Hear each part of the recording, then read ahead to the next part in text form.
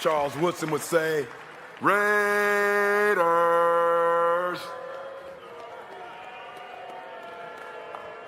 Yeah. Welcome back, everybody, to Raiders Coast to Coast, along with myself, 401 Raider Jeff, and my guy sitting next to me, LV Raider 10. What up, everybody? How you doing today? Chilling. We're good today. Good. Good. We've got some stuff lined up for everybody tonight. All right. So first, we'll get into talking about the head coaching issues, and we've got some talk about Mendoza and the #1 pick, and we've got a special guest that's going to come on in a moment that's going to discuss this along with us. What up, and we've got a game for you again tonight. Nate put this one together. So when we're ready, Nate will take over at that point, and he's running the game tonight. So you don't have to listen to me talk about it. So I'm going to introduce this gentleman right now. Anybody that's been in the chat the last few days, you've seen him in the chat. I'm going to bring him in, and he can introduce himself after I bring him in, and we'll get this thing started. So without further ado, here is Sal. What is up, What's up, fellas? How you doing? What's up, What man? up? Nothing. I just appreciate you guys bringing me on. You know, I've been supporting you guys for a while, and I'm glad you guys are giving people the platform as fans to, dialogue and have a conversation about X's and O's and our future. And yeah, I'm ready to get to it, man. I got some collegiate experience for quite a few years inside on the field, not playing as a walk-on, but as a strength coach intern as well. You know, having colleagues in the league and in the collegiate level still to this day. I'm just really looking forward to getting into the topics, man, and giving some insight to these fans. And I think we all need to open our eyes a little bit more on a few things. All right. Well, I got a question for you. Just let the fans that are watching in the chat know. What schools did you play for? Like, where did you attend? I was at UConn as a walk-on under Edsel in 2010 and 11. That Fiesta Bowl year where Peterson ran all over us and I redshirted that year I've never seen a team bigger like that in person in my entire life. That was Jason White and your Peterson year. The year after, Pasqualoni came in from Dallas to become the new coach after Edsel took the staff to Maryland, and a lot of us kind of got canned and went to Western Connecticut for a year just to put up some kind of numbers and some kind of film. I wasn't a preferred walk, and I tried out WVU. I made the team for a year at West Virginia University. Didn't pan out. I played quarterback, and then I moved to dogbacker and Sam, and wound up moving over to the strength and conditioning side, and was under Mickey Mariotti at Ohio State on Urban Meyer's second to last year. Amazing experience. And yeah, I was planning on transferring there, and they wanted me to come in as a GA, but credits weren't transferring. I'll be back in school for 2 more years, and I've already been in for 3. So I went back to WVU, interned there, and didn't work out too well. So I'm in the oil field now. So blue collar life. Hey, you know what though? You had an experience, something that I was never able to experience. So I mean, that's awesome that you were able to make it that far and do what you did. Yeah, it was good to also see my brother. He played under Charlie Strong and Taggart over at South Florida. He played safety, and special teams over there. So it was good to at least see my brother on the field, and to share that experience with family. So yeah. How long have you been a Raiders fan? Like, when did you become a Raiders? 5 years old, and I was born in '92. First jersey was Bo Jackson. Next jersey was Balintikoff. Next jersey was Stabler. Been to the Coliseum at least 10 different times. Been on the East Coast to a lot of games. Just haven't made it to Vegas yet. No disrespect to our team, we haven't been relevant, so it's not worth spending the money. Hey, it's not an easy sale.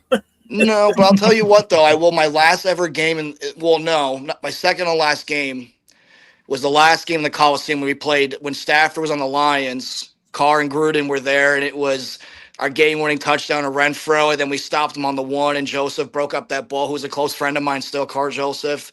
It was a great way to finish my time in the Coliseum, and just wish we had that culture back in Vegas. And we just, from what I see, it's unfortunate, man. I think we're in a really big big. We have a lot of problems, I think. Yeah. For sure. Yeah, unfortunately. Let's just hit up the chat. Let's see who's here with us tonight. So we got Tanner Jackson in the building. And yes, you heard correct. Webb did withdraw his name from the run for the Raiders at this point. Yeah. Raiders, Jason, Raiders first down is here. Big Luck is in the house. Donuts Duncan is here. Anthony A.O., what's up, my guy? Jay Raiders here. Thank you for reposting that. I appreciate that. Alex is in the house. John Raider is here. What's up, John Raider? I get all my news all day long. What up, John? Stuff on Instagram all day of what's coming out. You know, I don't even have to go on Instagram to go and look. It just, as soon as it pops, boom, he forwards it to me. So it's like, it's perfect. He's like my own, basically like my media person. I love it. I love it. Don't ever stop sending that stuff, man. Donuts is a tune out of the show because we're going to hear more terrible takes on Mendoza. Oh, I don't know if that's good or bad, man. Heartbreaking. I'm Team Mendoza. Money Chuck's in the house. Daniel Berry's here. Marcus Banks. What up, Daniel Berry? What's up, Marcus? Marcus Banks. Let's see.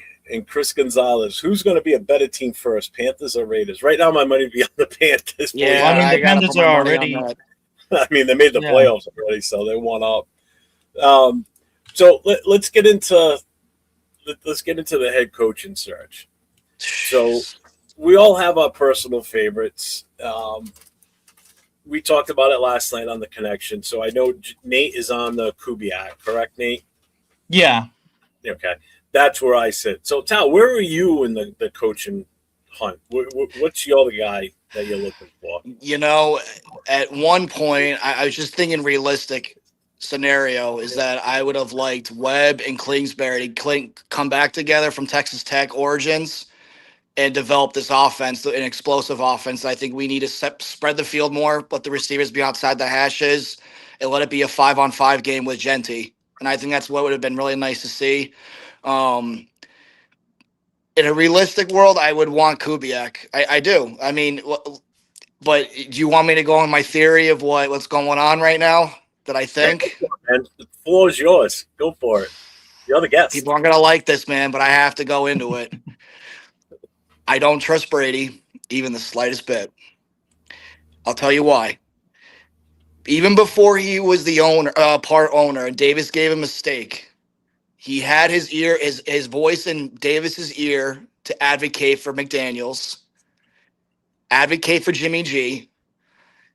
And from that point on, it's always been Tom Brady's voice in Davis's ear. It's always been that way. And if we have been so dysfunctional since, I mean, not going back to 2002, but even 16, Del Rio I think he did a great job. Do I believe that he should have had longer term? Yes, I do believe that he should have. Gruden, listen, I'm just going to put my foot down on this. This is not me just being an advocate Gruden lover. I'm just being realistic here. He's the only functional thing we have had for this decade. Let's not talk about the draft picks. At the end of the day, he's some of those draft picks with what's his name again? I'm drawing a blank right now. Why am I having a blank? Mayock, yeah. When he brought in Mayock, I didn't agree with a lot of it either. Let's just be real. I didn't. But he still built that core. That core Raider culture that we had with Waller, Crosby, Carr, Jake. Like, he brought these guys together, and these were the guys that bought into his program to push it on to the rest of the team. And we were building something. We were progressing every year. We were 3-1 that one last year he was on there, right? The emails and everything came out. He got blackballed. Davis had no choice from Goodell to get rid of him. Bisaccia did a phenomenal job for what he did.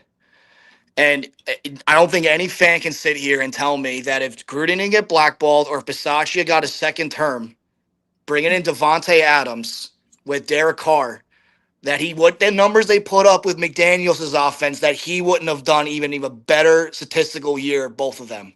And we would have been more of a contender. That team was dispersed. It was gone. We were dysfunctional even with that group with McDaniels at the helm.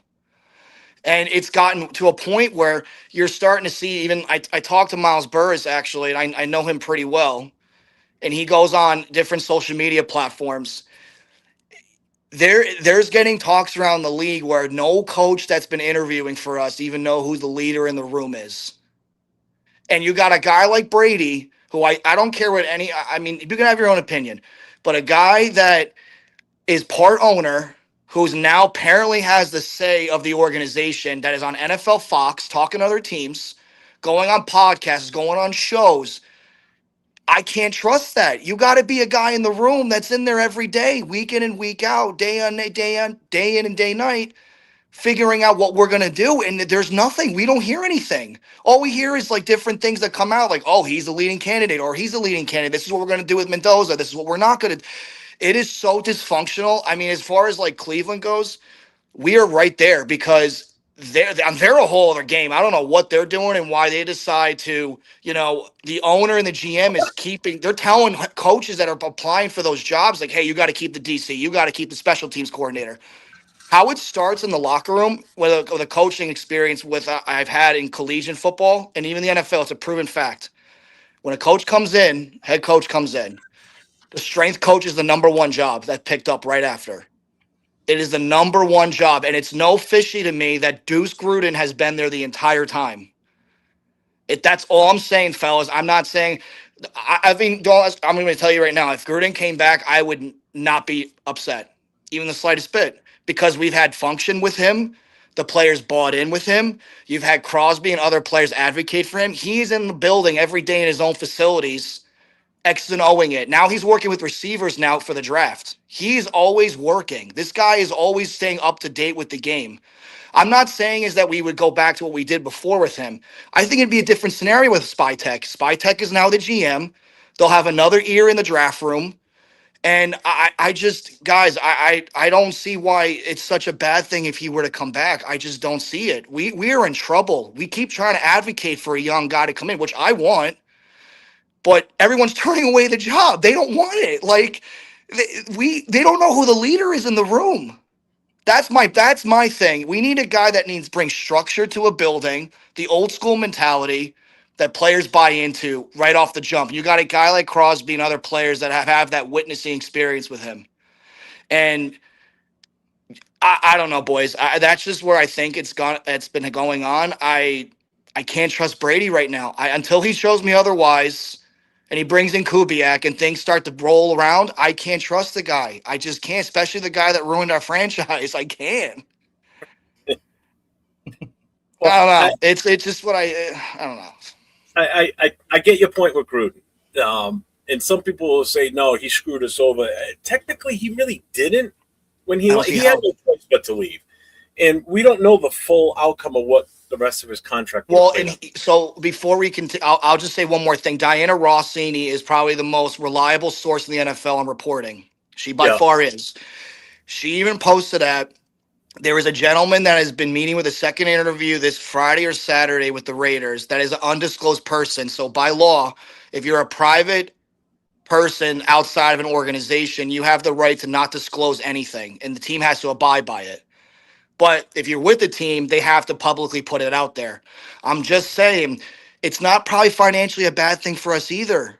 There's something in between where him and Davis had some kind of conversation where maybe we'll pick it up at that. But just something's going on. I don't think it's no coincidence that Deuce has been in the building this whole time. Gruden told Crosby, I'll be back soon. Maybe it's full circle. He won his appeal. He won his court case with the Supreme Court. And now the NFL now is trying to appeal it again because they know they're losing this.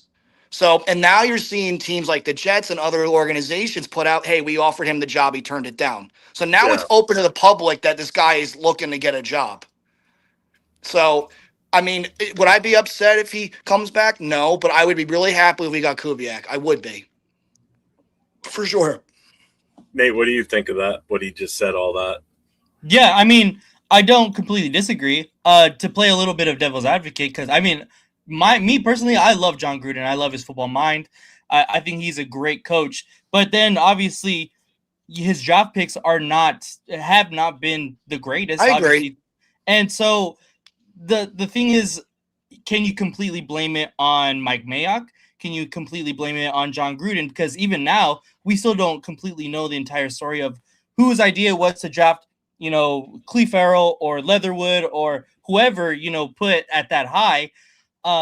If it's all on Mayock, then sure, whatever. But I doubt John Gruden comes in and says, all right, I'm going to completely leave the draft and the analysis to Spytek completely. I don't think that's, plausible because he's such a big personality. And I think that he's so respected in that organization that they would give him some kind of power to be able to do that. So there's definitely a conversation that would have to happen, I feel. Yeah, no, I completely agree. And I think that's what scares fans too, is that he's always going to have that direct door to Mark Davis, and he's going to bypass Spytek. Right. Whereas when he came in with Mayock, there was the two of them together that did all this. You know what I mean? Because Spytek wasn't there with him at the start, Spytek's already there, and if Gruden comes in, and I think that's what a lot of fans see is, and I know that's how I look at it, is that if there's something he wants to do, he's just going to go to Mark and not even go to Spytek. He's just going to go to Mark's here, whisper, and say, "Hey, I want to do this, but this guy's not letting me do it. But I think this is really going to help." And Mark's going to be like, "Oh, okay, go ahead and do it," because that's Mark doesn't know. He already said he's not a football guy. So, fellas, what do we do with if Clint takes the job at Arizona or takes that huge contract in Seattle? What do we do? That's what I'm most nervous about, me personally, because it seems as of right now, with Webb withdrawing his name from the running, to me it seems like all of our chips, we're being real Vegas-like and putting all of our chips in the middle of the table, saying Kubiak is our guy, and if that doesn't completely work out, we're going to be kind of asked out. Our second option would be LaFleur, and I have not heard. I don't know if I haven't heard a peep out of anything about LaFleur. So there has to be some kind of agreement behind closed doors that we're going to go all in on Kubiak, and that's going to be our guy. But again, like you said, not everything is set in stone, especially with the team that's going to play in the Super Bowl. He can't sign anything yet. So even if he has the interview and, does the handshake deal, we've seen it multiple times throughout the league history that doesn't mean for sure. That doesn't mean shit until, pen goes to paper. Right. So if we're asked out and he goes back to Seattle, he wants to run it back for whatever reason, and we're kind of fucked, honestly. Something, if I were to put another name in the hat who I think he got a short end of the stick is, I don't know how I feel as a head coach, but Jim Schwartz, he had a phenomenal defensive scheme at Cleveland. Yeah. Just his offense could not move the ball. And I can't believe that Todd Monken got the job. I don't understand it when you're trying to build for the future. There's got to be successor. There's got to be a successor behind him. I mean, he's not going to last very long. So, not in a rude way. I'm just saying, I can't believe Schwartz didn't get the job. I was shocked by that. Of any job, I was shocked by that one. For sure. Just shout out to everybody that's joined the chat since we started. I see Raider Ways in here. Raider HE's in here. What up? Don't Trip Fools popped in. I see Money Chuck's in here. No voting for they want that. Seventh son of Seventh son is here. Everyone wants to hear it. I like that. Yeah, I like that comment. Listen, man. I'm not gonna be. I'm gonna be biased. I am a huge fan of his, and and I say this: let the man finish what he started. He was building something, and nobody can deny what he was doing his third season in. You can't deny it, and at this point, I see where fans are going. Like, okay, now we got to go back and wait 3 more years again. I get all that, and I understand. Like, we got to build this all over again. I think it won't be the same. That's just my personal opinion. If I'm wrong at the end of the day, I'm wrong. I'll be the first one to admit it. But it's writing on the wall. So I see where fans are coming from. Like, leave it in the past. Like, we were almost there. We were turning it around, and then this happened. So let's just let it go.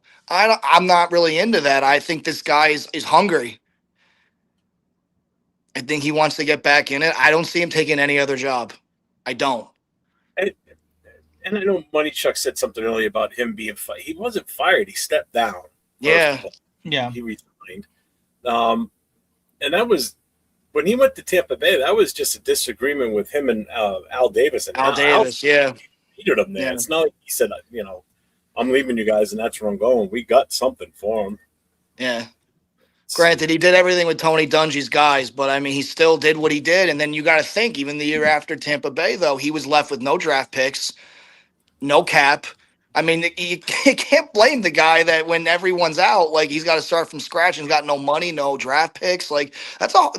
It's a hard gig, man. People don't understand. Like this is nothing. I think also our fans need to understand this job isn't normal NFL head coaching job. You got to have the grit. You got to have the Raider mentality. You got to have the nastiness, and we haven't had it since this guy's been gone. Bisaccia carried off the torch. I wish he got a second term, but we haven't. There's just no one out there that I see has that for any of us. Like, I just don't. Like, if you're going off just offensive mindset, Kubiak's the guy, 100%. I love his mindset. I love if his brother came in with him on it and he ran the offense too. But fellas, I'm worried that this guy's going to stay in Seattle or he's going to Arizona. I think he's got more of an asset in Arizona. I do. Like, I think he's got weapons on defense. He's got a young receiver. He's got a young tight end. He's got Kyler Murray back there. I mean, they're not a bad football team, Arizona. They are not a bad football team. They lose these games. They don't get beat up on. They lose them from themselves every week, week in and week out. And I've heard Leo say this too about Brady in Vegas. Leo said that you can't go anywhere in Vegas. And Nate, you've probably seen it. You've been to Vegas a few times. Brady's likeness is everywhere in that city. It's everywhere, yeah. You know, so I mean, that's part of the reason why he wanted to be part owner of the team. I mean, it's making money for his brand too. On top business, of that, he's making money regardless if we do good or bad. So this is where I stand, where I don't think he really cares. Just personal opinion, just from what I see. He's not in the. I don't see. When do you ever see a real report about him with our organization? You mainly see him on NFL Fox or on a podcast, or he's on an interview. He's doing more things outside of the Raider organization than he is with us. If I'm wrong, someone show me otherwise. But that's all I see, and I'm really worried. Money Chuck said anything but hire a racist trader like Gruden. Okay. What's up, Raider Ryan? We're not getting into that.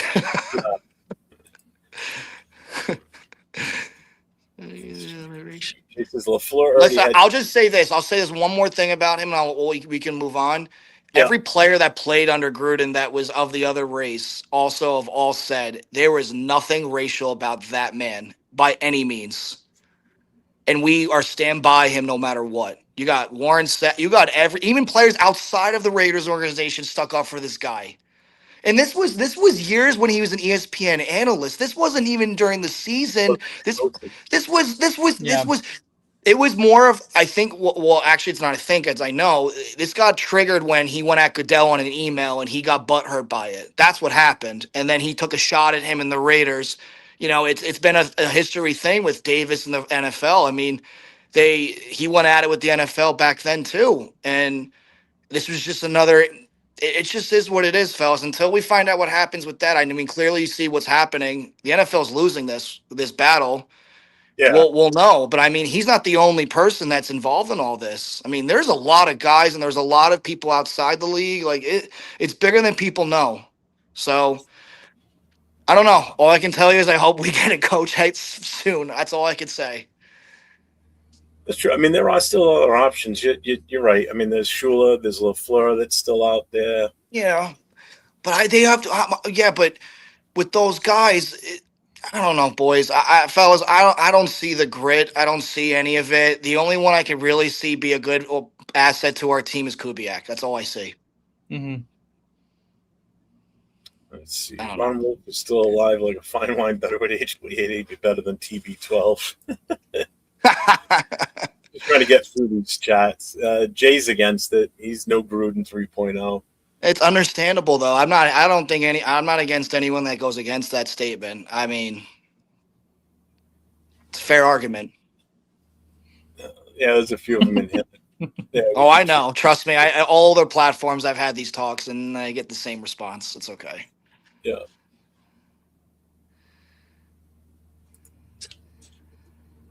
Let's see. I'm trying to get to the end of these chats. You're good, man. What's going on, my guy? What up, dog? The only player that I can think of who ever really had a problem with him was Jerry Porter, and really Porter his own. Yeah, Porter was a head case too. Yeah.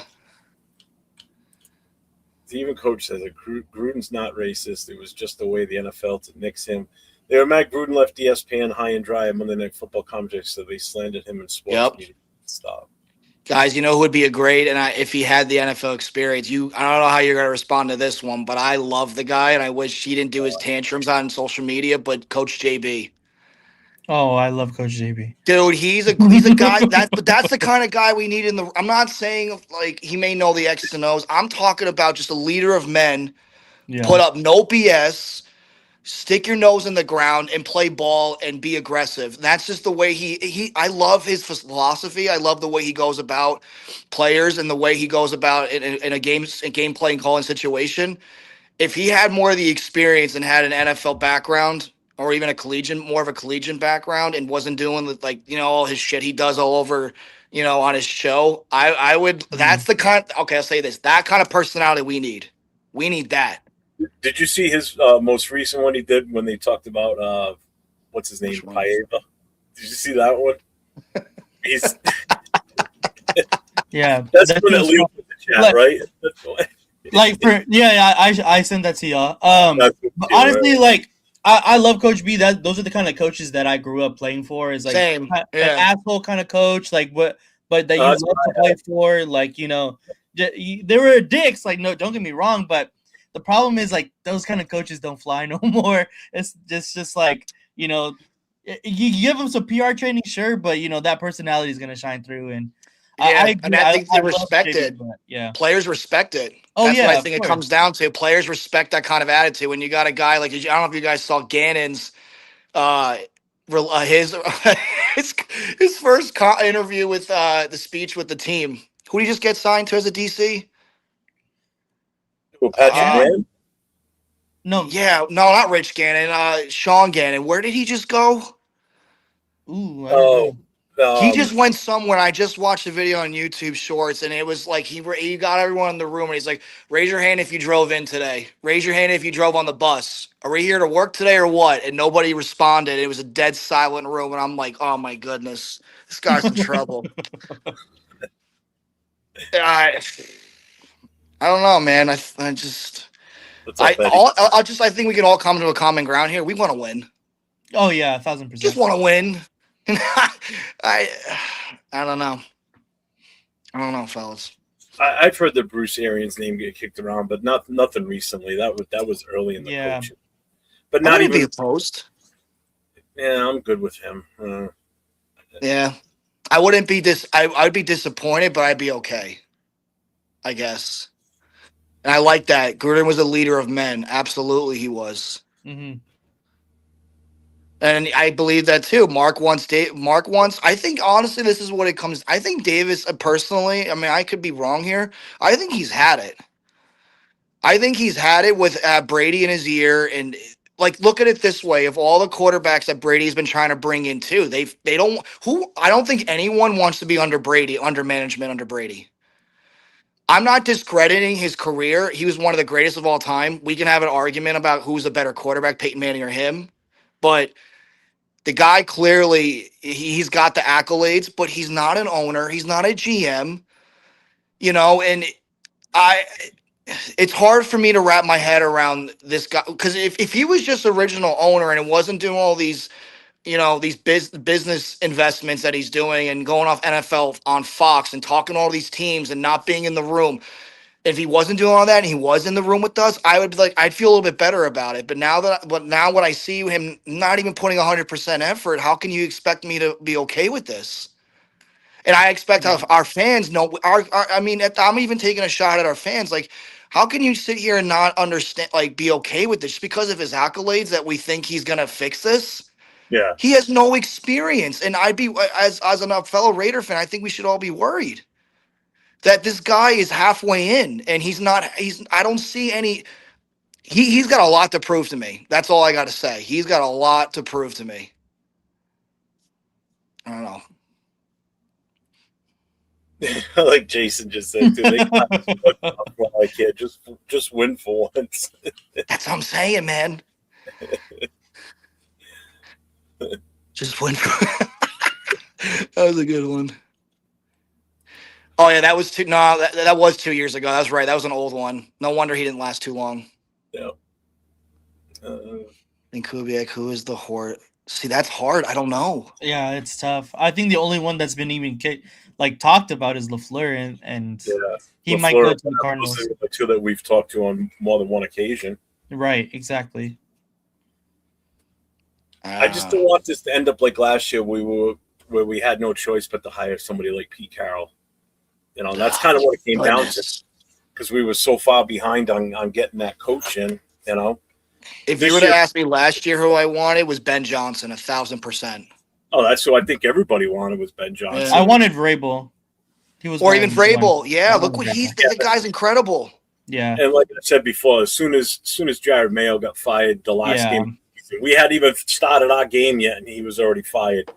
And at that point, I said, "Well, there goes Vrabel. We ain't going to get him. He's going to go right to New England." And that's exactly where he ended up. I just think there's a common denominator. People don't want to be undermanaged by Tom Brady. That's just my personal opinion. That's right. Avero's still out there too, right? Yeah. I don't know, man. I don't know about Avera. That's the only other guy that we've talked to, like, seriously more than once as well, besides the other two guys we've already mentioned. Yeah. And I think that's the backup of the backup at this point. Yeah, right. You see that he was looking at Mendoza because okay. So can we go? I like to respond to this comment actually. We'll get into this topic whenever you guys switch over. Yeah, Mendoza hype or real? Oh no, oh no. Do you guys want to talk first? Or do you want me to go on this one? Oh man, go. I mean, Go ahead. Oh boy, a lot of people aren't going to like this one. Let me just clarify to the public and clarify. One person in the chat that says this guy sucks, so I didn't put that up on the screen.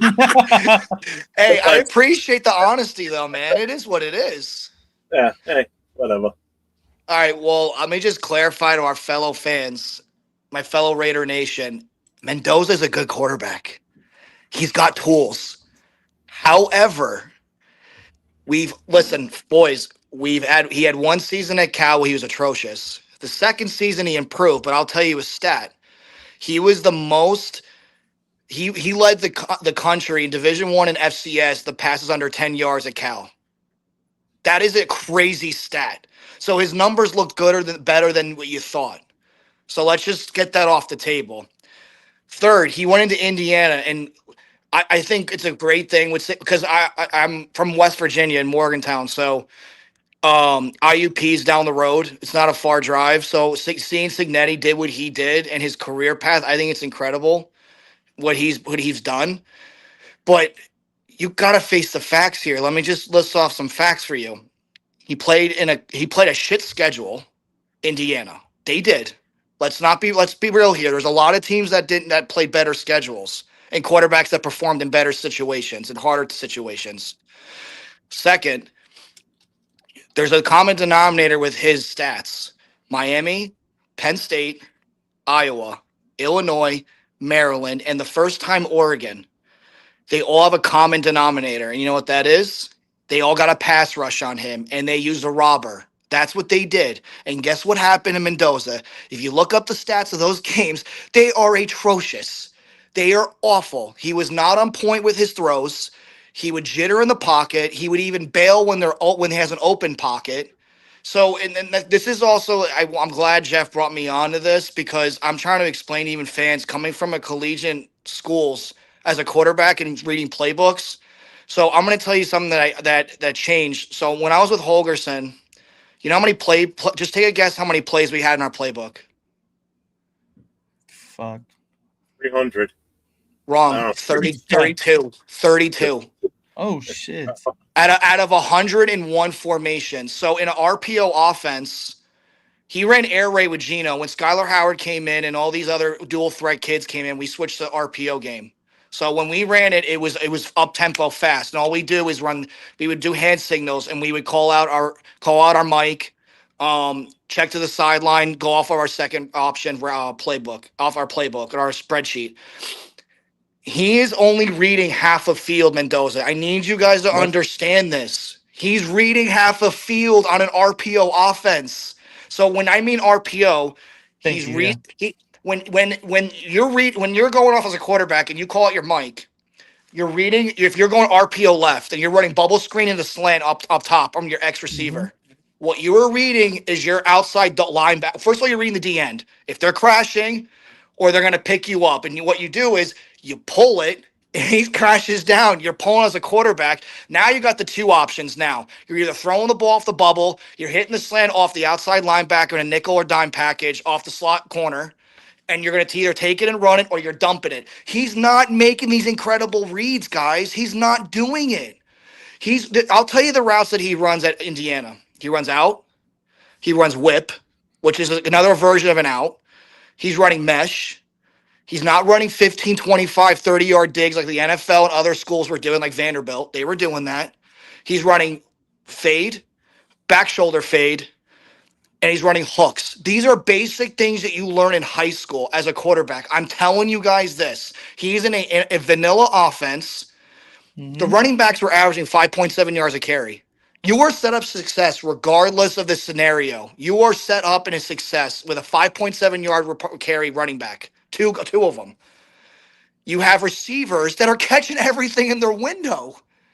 So he's putting it. I'm not saying the kid can't throw the deep ball. He's very inaccurate on the deep ball. Let me just tell you that. It is very true. He is inaccurate on the deep ball. When he gets pressure and gets jittery, he throws the ball. He's nowhere near his target. But when he's got a clean pocket and teams aren't using a robber on him and he's not getting disguises, he's throwing the ball on a dime, and he's good at it. I'm not discrediting. He's got tools, fellas. I'm telling you, he's Yeah. got tools. But if you put Clint Kubiak with this guy, he's gonna have to take years for this kid to learn how to read a whole field. Even in the national championship game, Miami, what they do, they ran 3-2-6 off of a defense, or they ran a 4-2-5 through a nickel and dime. And what they were doing is they were bringing their dog backer up to the line, bringing the Sam towards the line of scrimmage. They're showing cover zero, cover one blitz right now. They're bringing everybody. And what they were doing is they would either bring the dog, play him as robber. The Sam will go back into the deep third. So they're in either cover three or they're going back to two. Sometimes they'll go six and they're running cloud. What cloud that means is when you're running the hash and it's a strong side, you're playing cover two on this side, cover three on the other side. Mhm. So you have to understand this guy. He was put in a perfect situation. The lineman won the Okay. MVP of that bowl Yes. game. And I'm not Yes. discrediting the game that he did against a non-Nick Saban Alabama. I'm not discrediting the Oregon second time around, but what did Oregon not do? They didn't do what they did the first time. They didn't pressure him once. And the throws that he was making, they were already set up through running game plan where they were just going to pound the shit out of the ball and then go over top. And that's what they did the entire game. That's what they did. And I'm not saying he made the right reads, he made the right calls, but this NFL game is so confusing with defenses that this kid is going to have to read a whole field, slide the protection, which he doesn't do. He doesn't slide protections. He doesn't do it. You could see it on the field. If you know anything about football, he is not going to the line and telling his lineman, we're switching over to Sam to be the Mike. We're switching our 54 as the Mike. We're not doing left. We're not doing Ruby. We're not doing lefty Onyx. We're not changing anything. He's not doing it. He'll look to the sideline, clap, look at it, and give a thumbs up, or they do some kind of hand signal for the next play. That's all they're doing with this kid. And I just think as fans, we're in this narrative, and I think you guys can agree. If you win the Heisman, you win the Natty. Mhm. You have to pick the kid number one. And it's 100% truth. And I think as fans, like when you really dissect this kid, he's got an awkward running motion, awkward. He's the way, I mean, I don't know how to say this in a different way, but I don't think players in the locker room would take him seriously how goofy he is. It's an NFL team. This is different. I don't think he was the leader in the locker room. I think Signetti was the leader in the locker room. Mhm. Period. And Mendoza just took the reins and followed through with it. I think this is just a different ball game for the kid. If we get him and I'm wrong, I will be the first one to go live with you guys and said, I fucked up. I'm wrong. I'll be second right there too. But you're showing me as a quarterback and been in the game since I was 5 that knows tendencies and knows X's and O's and what this kid is doing. And you look at even those passes he threw at the national title game. That kid Becker saved this kid off multiple throws. Saved him. Carson Beck was making more reads than this kid was making. There's just a different game when you're reading a defense through 3, 4, 5 different progressions. It's a different game. I think Mendoza needs to be in the perfect scenario, and this is what I'm saying about him. He's a game manager. He's not a changer. He's not. And I think we, as fans, we deserve a game changer for all that we've been through. I mean, you go as far as Carr, how many comeback wins he had at one point. We need a guy to take over a game and said, yo, put this game on my back. I got this. And I don't think he's that guy, boys. I don't think he's it. He's had an incredible year. But if you put him in a draft class from the last 10 years, he's not a top third round pick. He's not. No shot. He's just not, to me. I think this was a very weak quarterback class. And I think what we should do as a fan base is sit back and think about how much we control the draft room right now. And I think we should trade back. Crosby's never had a guy on the other end pass rushing. You know how dangerous that would be with Ruben Bain on the other side of Crosby? Oh, but he's mid. Oh my God, yes. People were calling him mid. That was Tuesday night's chat we were on, right? Don't you remember that in the chat Tuesday night? Did anyone watch the national title game? He was doing what Crosby was doing. He does this every game. People in the chat were calling Bain mid. He's a mid player. Okay.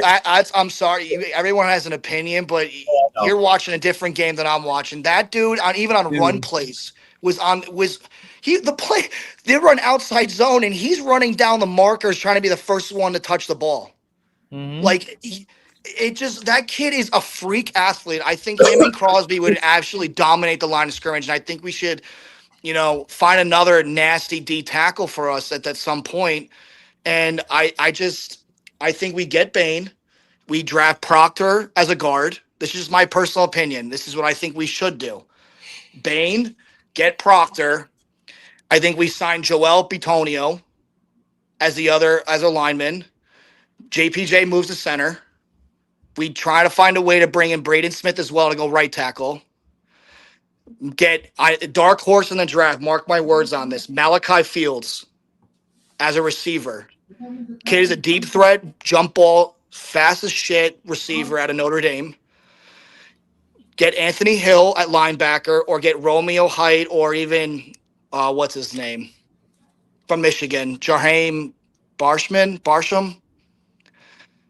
I just think we need to build the inside out. That's what I think we need to do.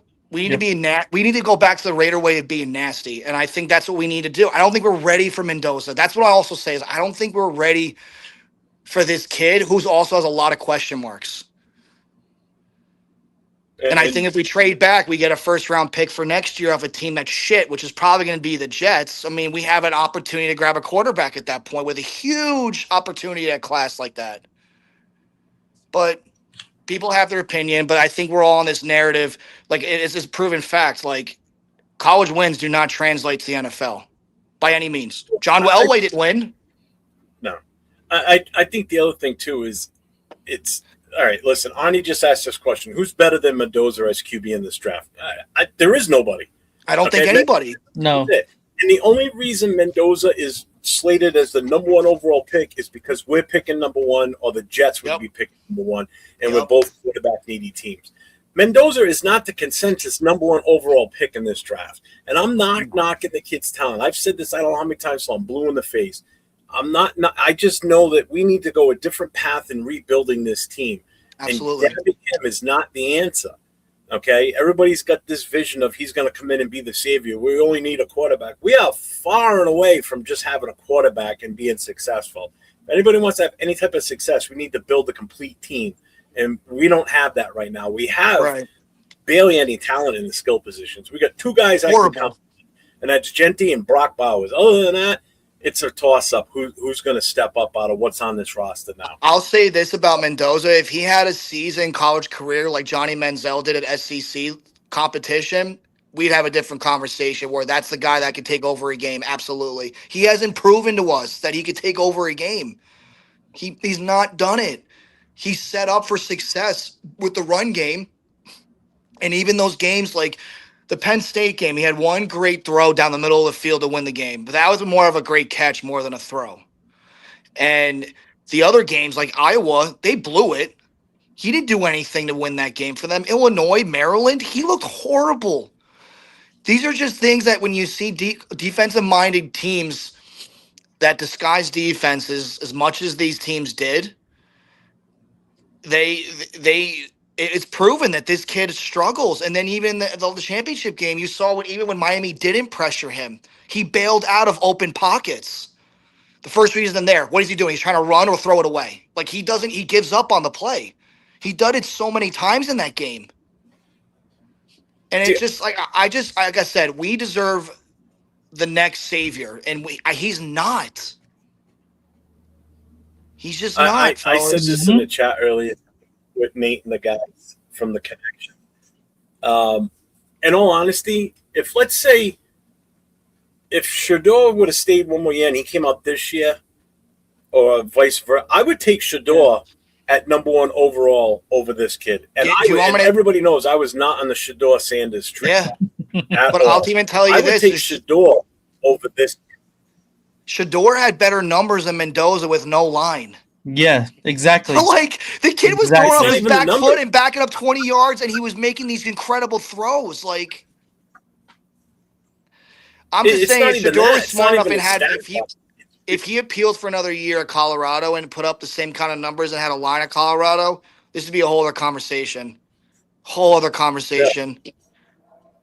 Ian Book had better numbers than Mendoza. Let's be real here. Like I'm not a hater of him, but when you see so many holes and I'm sitting here like ready to like blow a gasket because we're about to pull off a Jamarcus Russell scenario again because we see the height, we see the arm, we see the results of winning games, but like this was a team, like this season was so magical that it was a team game. It wasn't him taking over and carrying this team to the promised land. He had a defense that was just lights out, which I will tell you this, with the defense, and Miami started to do it towards the second half, what every team should have been doing against Indiana. So Indiana in the Big 12, Big 10, and even in college football, they rotate the least amount of players on defense. They don't have a lot of backups. They don't. And what I would have done is, which Miami did do, up-tempo the entire game and just run no huddle, change out at some point your athletes and your tendencies, what you want to do. But I'd be going fast the entire time, gashing them, tiring that defense out. And you saw what Miami did. When they did, they moved the ball with ease. They were just too tired. You can't play to Indiana's game. The Indiana game is play hard defense, control the ball, and control the clock. That's what they do. Mm-hmm. And their special teams plays 100% at all times. Like, that's just their philosophy. And I don't know, guys. Like I said, I think we deserve more than what we get out of Mendoza. Like, that quarterback class is atrocious. And I'm going to say this even now, too. If you really want to go off of tangibles, Ty Simpson and Chambliss offensive experience has more experience than Mendoza, because what they're doing in their offenses is going through progressions of first, second, third, fourth, fifth option, and you can see how their offenses are ran. They're not just reading one side of the field; they're reading a whole field, and they have control. And that's what Ole Miss they started to do. They started to let him call the plays. So he was calling from the line and making his own reads and making his own decisions. I'm not saying Chambliss is better than Mendoza by any means. I'm not saying that.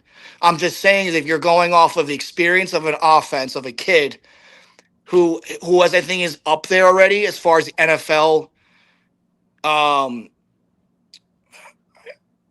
game, it's more of these guys because of what they've already experienced on their offenses and just what they've done in the SEC. Like I said, you're reading half a field. There's a whole other field in the NFL, boys. Like, this is going to be – he's up for a rude awakening. I'm just telling you. I think he's going to be in some trouble unless he gets the right scenario. And we don't have the talent to surround him. No. We don't. So why wouldn't we just go build? Well, and that's the other thing that kills me, too, is all the like, well, we'll just get this in free agency and we'll get that in the draft. You can't guarantee we're going to get anything in free agency. No, right. We're competing with teams that are built better than us, that have a history of building. Who the hell wants to come here right now? We're so dysfunctional.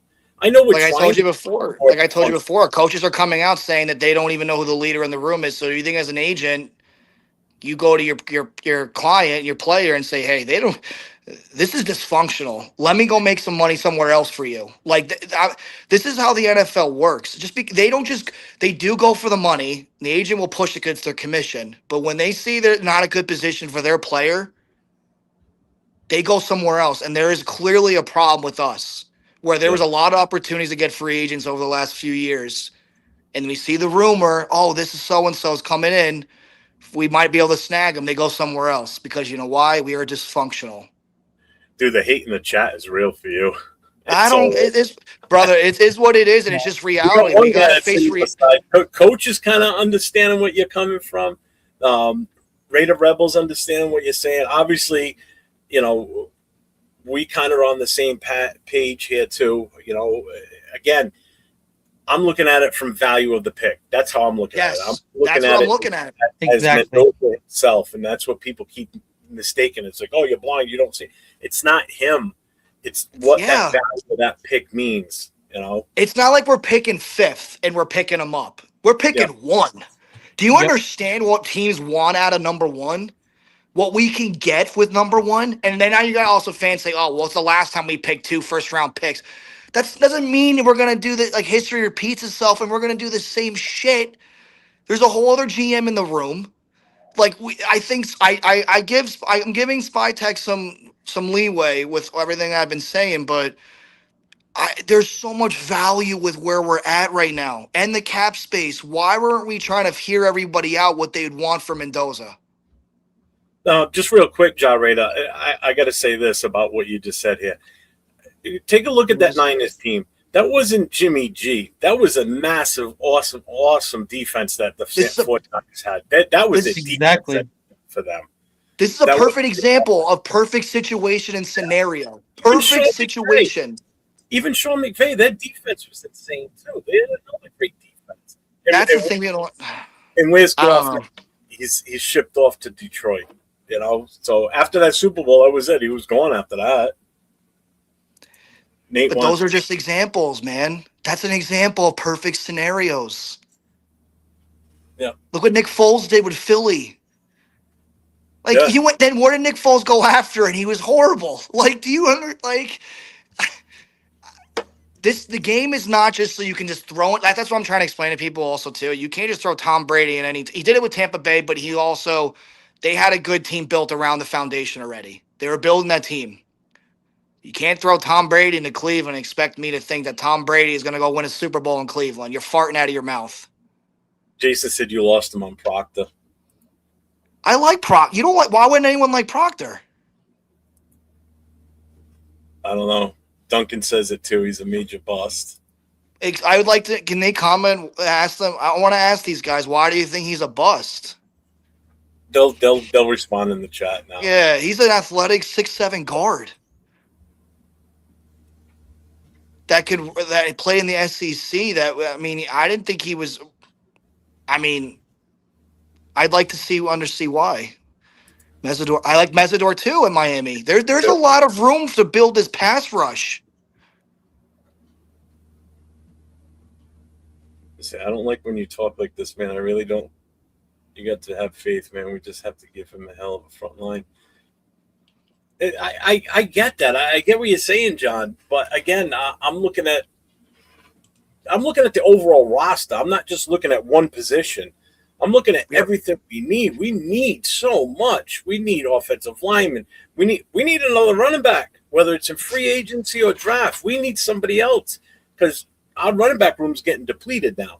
Okay. Yeah. We didn't have much of a backup. Mosert's gone. Samir White's gone now. So that leaves us Lobby and Collier now as the only two that are behind Genty. And I don't trust either one of them right now. I haven't seen enough from either one of them. As everybody called Lobby was supposed to be, McCaffrey, 2.0. Nobody saw that so far. I didn't see that. We need linebackers. We're going to need corners. We need defensive end. We need we need wide receivers. We need so much. That's what I'm thinking is like our offense is fine. Because I've had people tell me this, and not necessarily on shows, but in messages on Facebook or whatever that our receivers are good. What receivers are you looking at? We got one guy that can barely catch the ball. You know, you got one guy that didn't get enough time, but when he was out there, he looked halfway decent. And that's Betch. Thornton can't catch it. Tuck is a flash in the pan. The only legit threat to catch the ball out there is Brock Bowers. Mm-hmm. You know, if they actually used Michael Mayer too, he would have been.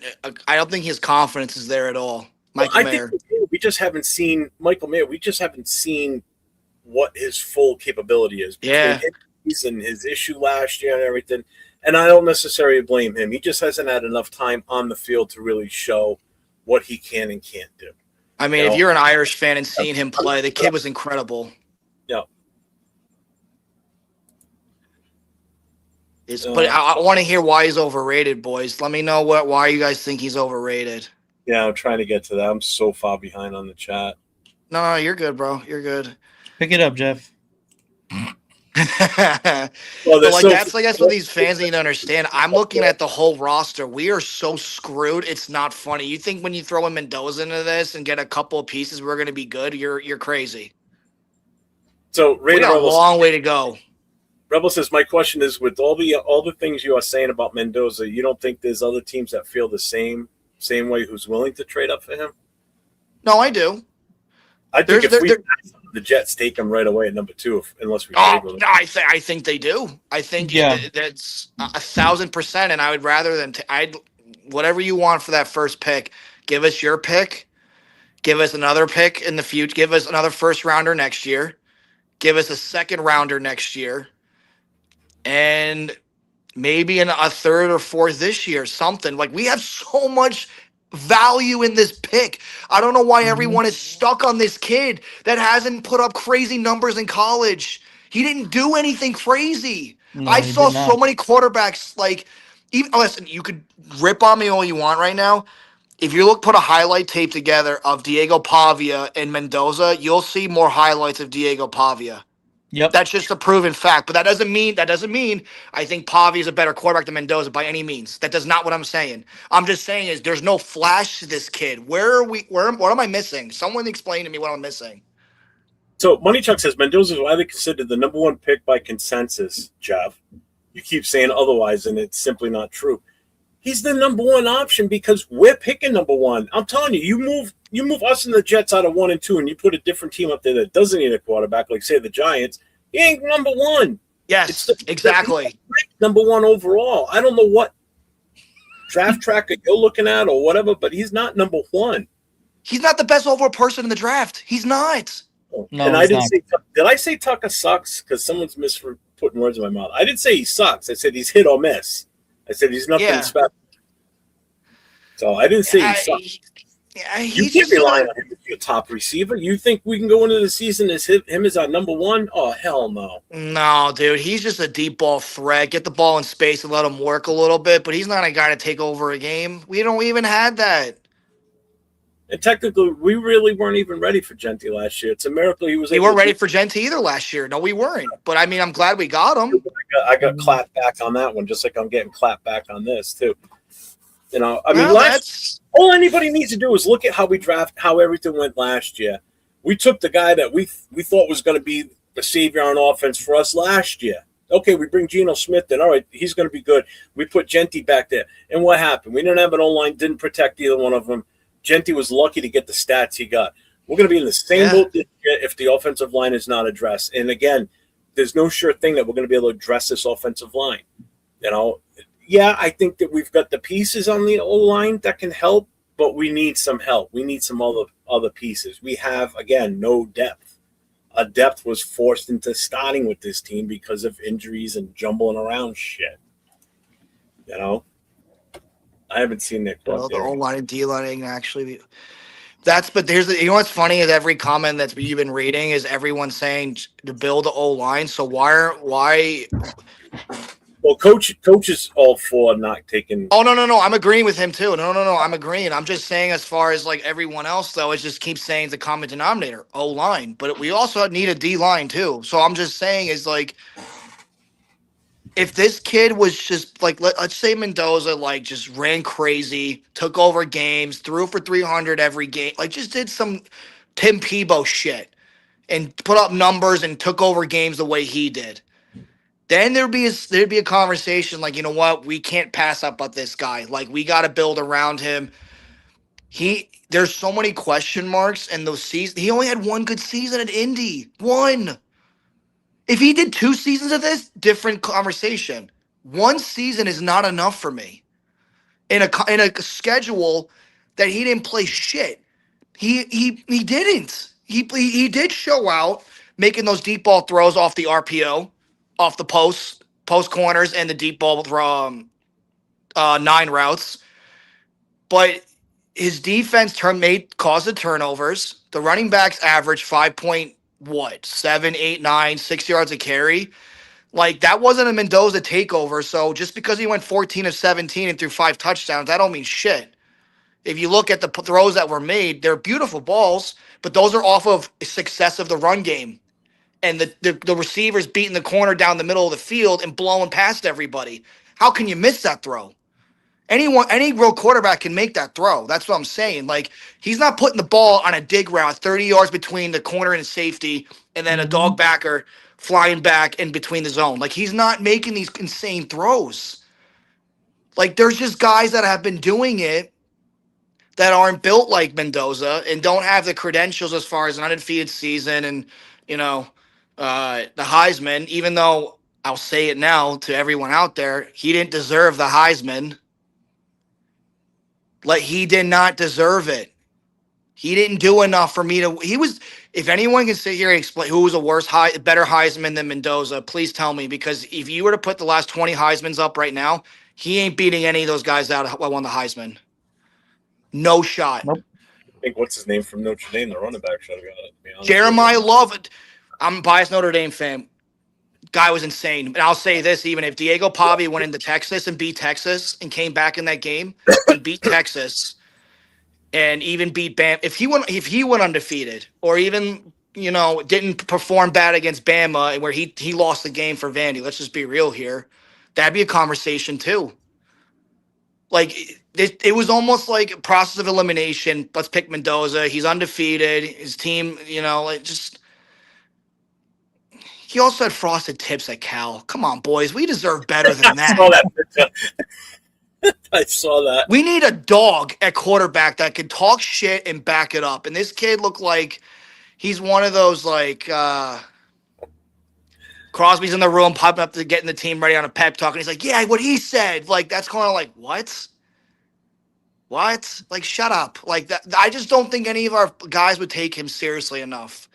If I'm wrong, I'm wrong. But I think going off of what we need desperately, we need to consider trading back and getting everything else that we need in the draft because we got the cap. We just, if we only needed a few pieces, I'd say take a shot at the kid, I guess. But we have too many holes in this team that we need to fill. So this was Jason's. These are some of Jason's. When you asked him he's saying the difference is leadership, character, intelligence. What intelligence? He's right. He's reading half a field. What do you mean intelligence? I'm not being rude. I'm just being honest. Where's the intelligence? I don't know. No, Lewis agrees with you. He's saying you're speaking the truth now. They're saying the college is different from pro. What? He was not playing a pro style in college. Who, me? No. Mendoza. No, he ran an RPO game. It was a vanilla RPO game. It's simple. I guarantee I can probably get around how many plays they really have. It's probably around 40. Maybe less. These people don't understand is an RPO's off. It's a different game. Why? I'm trying to compare him to a quarterback that came from an RPO system that went to the NFL and that really struggled. Yeah, we'll build the best team in the world without drafting. Because the other thing to remember, too, Geno Smith's still under contract for another year, folks. Boys, I don't want Geno Smith, but it is what it is. If we got to stick with him. You got to look at what it's going to cost us if we decide to cut him. We're going to take a hit. And that's what other. So that $100 million ain't going to be $100 million anymore. We're going to take a hit. We can't. And the free agency list of quarterbacks is pretty bad this year too. For another year, regardless whether Mendoza's here or not, because There's no way Mendoza's starting day one. I'm sorry. You want to Dude, put I'm him being on? honest. What about you think about Malik Willis? What do you think about him? At this point, anything's better than Gino. If we're taking somebody from another team, anything's better than Gino. I don't Dude, know. I'm telling you, I talked to Daryl Worley a few months back, and this is like this is before Willis got the start at the end of the season. And he even said to me, he said, mark my words, Willis will take over a franchise at some point or another in the near future. The kid can sling the ball, and he's a freaking dog. I mean, what I saw in that last game, It's up 805. he was awesome. He was awesome in that last game, and I almost looked like Vegas and the books had that covered where he magically got hurt and they threw the backup in. The first play of scrimmage, he threw a pick. Willis was I don't know what game was that. Is it in Lambeau? Oh, I don't even know off the top of my head. I don't know. He threw for like 300 plus yards. He almost ran 100. He was having a lights out game where he just took over the game. He did have a good game. And See, he hurt his ankle. Big luck. That's the same thing, though. Just because you trade back, whoever you pick, don't make them a guarantee. Neither does taking Mendoza number one doesn't make it a guarantee that he's going to be good. That's the same thing. You're saying the exact same thing. But the difference is the guy you're going to trade back and get is a plug-and-play player, a guy that can step in and play immediately and have an impact, whereas Mendoza's not going to have an immediate impact. You know what he's going to have an immediate impact? Jersey sales. Yeah. That's where he's going to have an immediate impact. Jersey sales, merchandise, his likeness, autographs, all that shit. All the shit that doesn't even fucking matter. Who cares about jersey sales? I want to see what he does in the field. That's the difference. He's not going to start. That's what the thing is. I think fans need to understand. Like, he's not going to get thrown into the wolves right from week one. He's not going to start. Absolutely, May was a plug and play. Absolutely. Wait, what? He says, was May a plug and play, Jeff? Who was? May, Drake May. You're saying did anyone see what he did at North Carolina? He was a game changer. Exactly. That's exactly my dog. point. Like, this kid was running all over the field, throwing for 300-400 yards, slinging the ball over the field, had an offense under Mac Brown where he was literally reading 5 different options. Money Chuck, the kid was ready, and I wanted Drake May. I did. You say of concern anymore. Wait, I never compared Mendoza to Russell Wilson. That's not even a comparison. That's what I mean. He hears what he wants to hear. So that's not even comparison. I didn't even compare Russell Wilson at all. Yeah. See, Rebel, I agree with Rebel. I'm so confused by that. My Russell Wilson didn't even come out of my mouth. It's a scenario. It doesn't mean he's comparing him to it. Yeah. They're not the same quarterback. Russell was 6'9", 300 pounds, threw the ball on one knee, 90 yards down the field. Mendoza doesn't do that. Not the same quarterback either. He didn't run an RPO offense. I'm just saying scenario where we're at. We have so many holes in this team. He started the whole year last year. Yeah. Right. Who are we talking about? He's comparing Russell. Oh, Drake May. I'm on a different one. My bad. Yeah, I'm still. See, look at now. Lewis is saying Proctor's a good pick in my opinion, but you have others there saying he's a bum. You're saying that he's not as bad as everybody says. Lewis big nasty offensive line. That's what we need. He's 6'7" left guard. Move him to left guard or right, depending on who we pick up in free agency. And then we pick up Soliano. I love him. Love him if we can pick him up.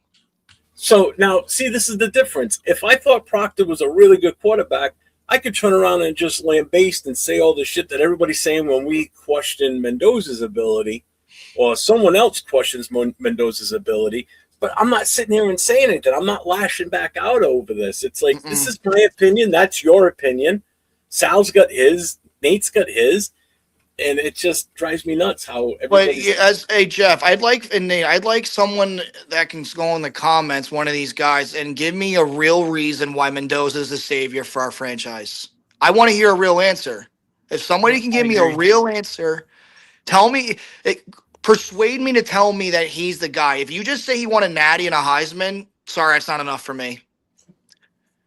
I mean, Well, some AJ will McCarron. say that. The ones that don't really watch or understand will say that. Like I know Jason and Duncan, they'll be able to put something together as to why. I trust what they would say, basically.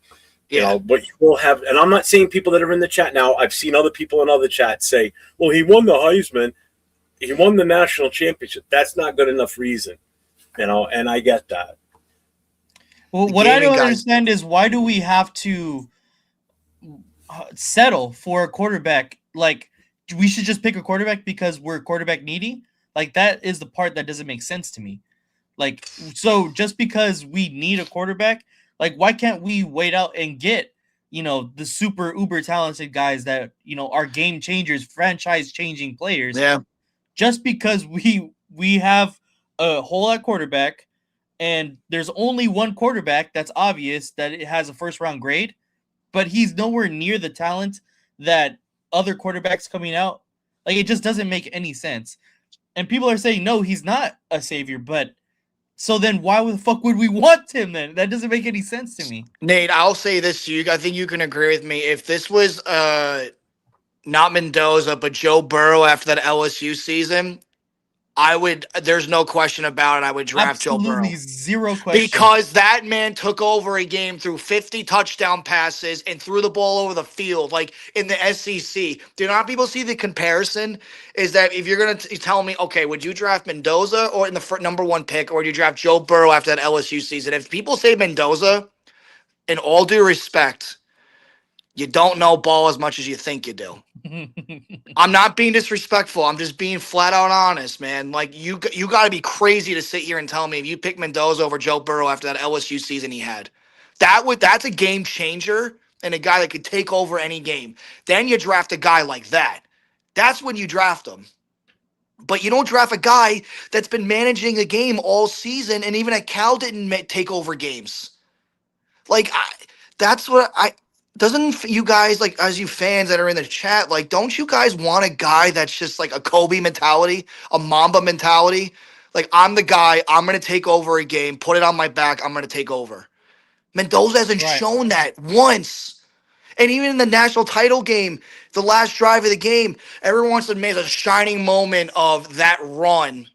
You're talking about one freaking run that their linebacker was also being partially blocked, that he broke that tackle. And then it was a gritty Yeah. play. I'll give him that. It was a great play. But that's one play out of a whole season where this guy didn't take over. Like that's what, and then his numbers were off but shit teams.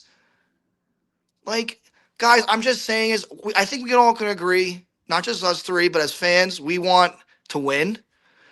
We want change.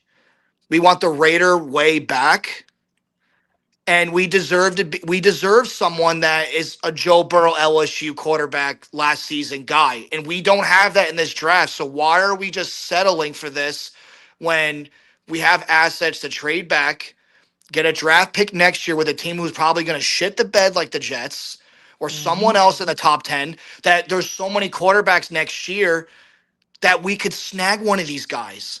Like I don't understand why you just settle with Mendoza. I just don't understand. And if somebody can really just explain to me, I'm very open minded, very open minded. But if somebody can sit here and explain to me how this guy's our savior, then tell me. But if he's not our savior, then why waste our number one pick on him? Exactly. Exactly what I've been saying. I just realized who a certain person is in the chat by all it because he keeps posting Tucker. Yeah. It's Eric Bell. Love me, Tucker, leading receiver. Yeah, he's just. Boy, is this a joke or is he serious? With Trey Tucker, I don't get it, but whatever.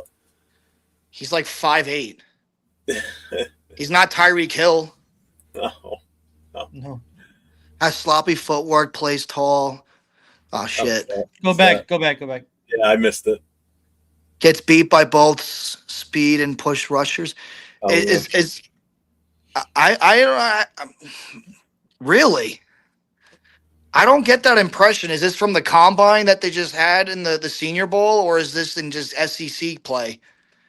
Because if this is SEC play, that's obviously concerning. But I didn't get that from Proctor. But I'll tell you what, though, Malachi Fields is showing out. I don't know if you guys catched any of the Senior Bowl 7-on-7s and the 1-on-1s. I've been watching some of the clips that get put in. Dude. I have been watching it like on TV, like religiously. It's just too much shit going on. He's the sleeper of the draft on the offensive side of the ball. I'm telling you. He was great at Notre Dame, but he was even better at Virginia. And he's showing out in this Senior Bowl in this 7-on-7 and 1s. He's beating everyone off the ball, and he's catching balls over everyone's head. Like, the kid's incredible. Long way to go. Patriots got Drake May and Lear got what? That's not what happened. That's not what happened. It's Fernando Mendoza, Drake May.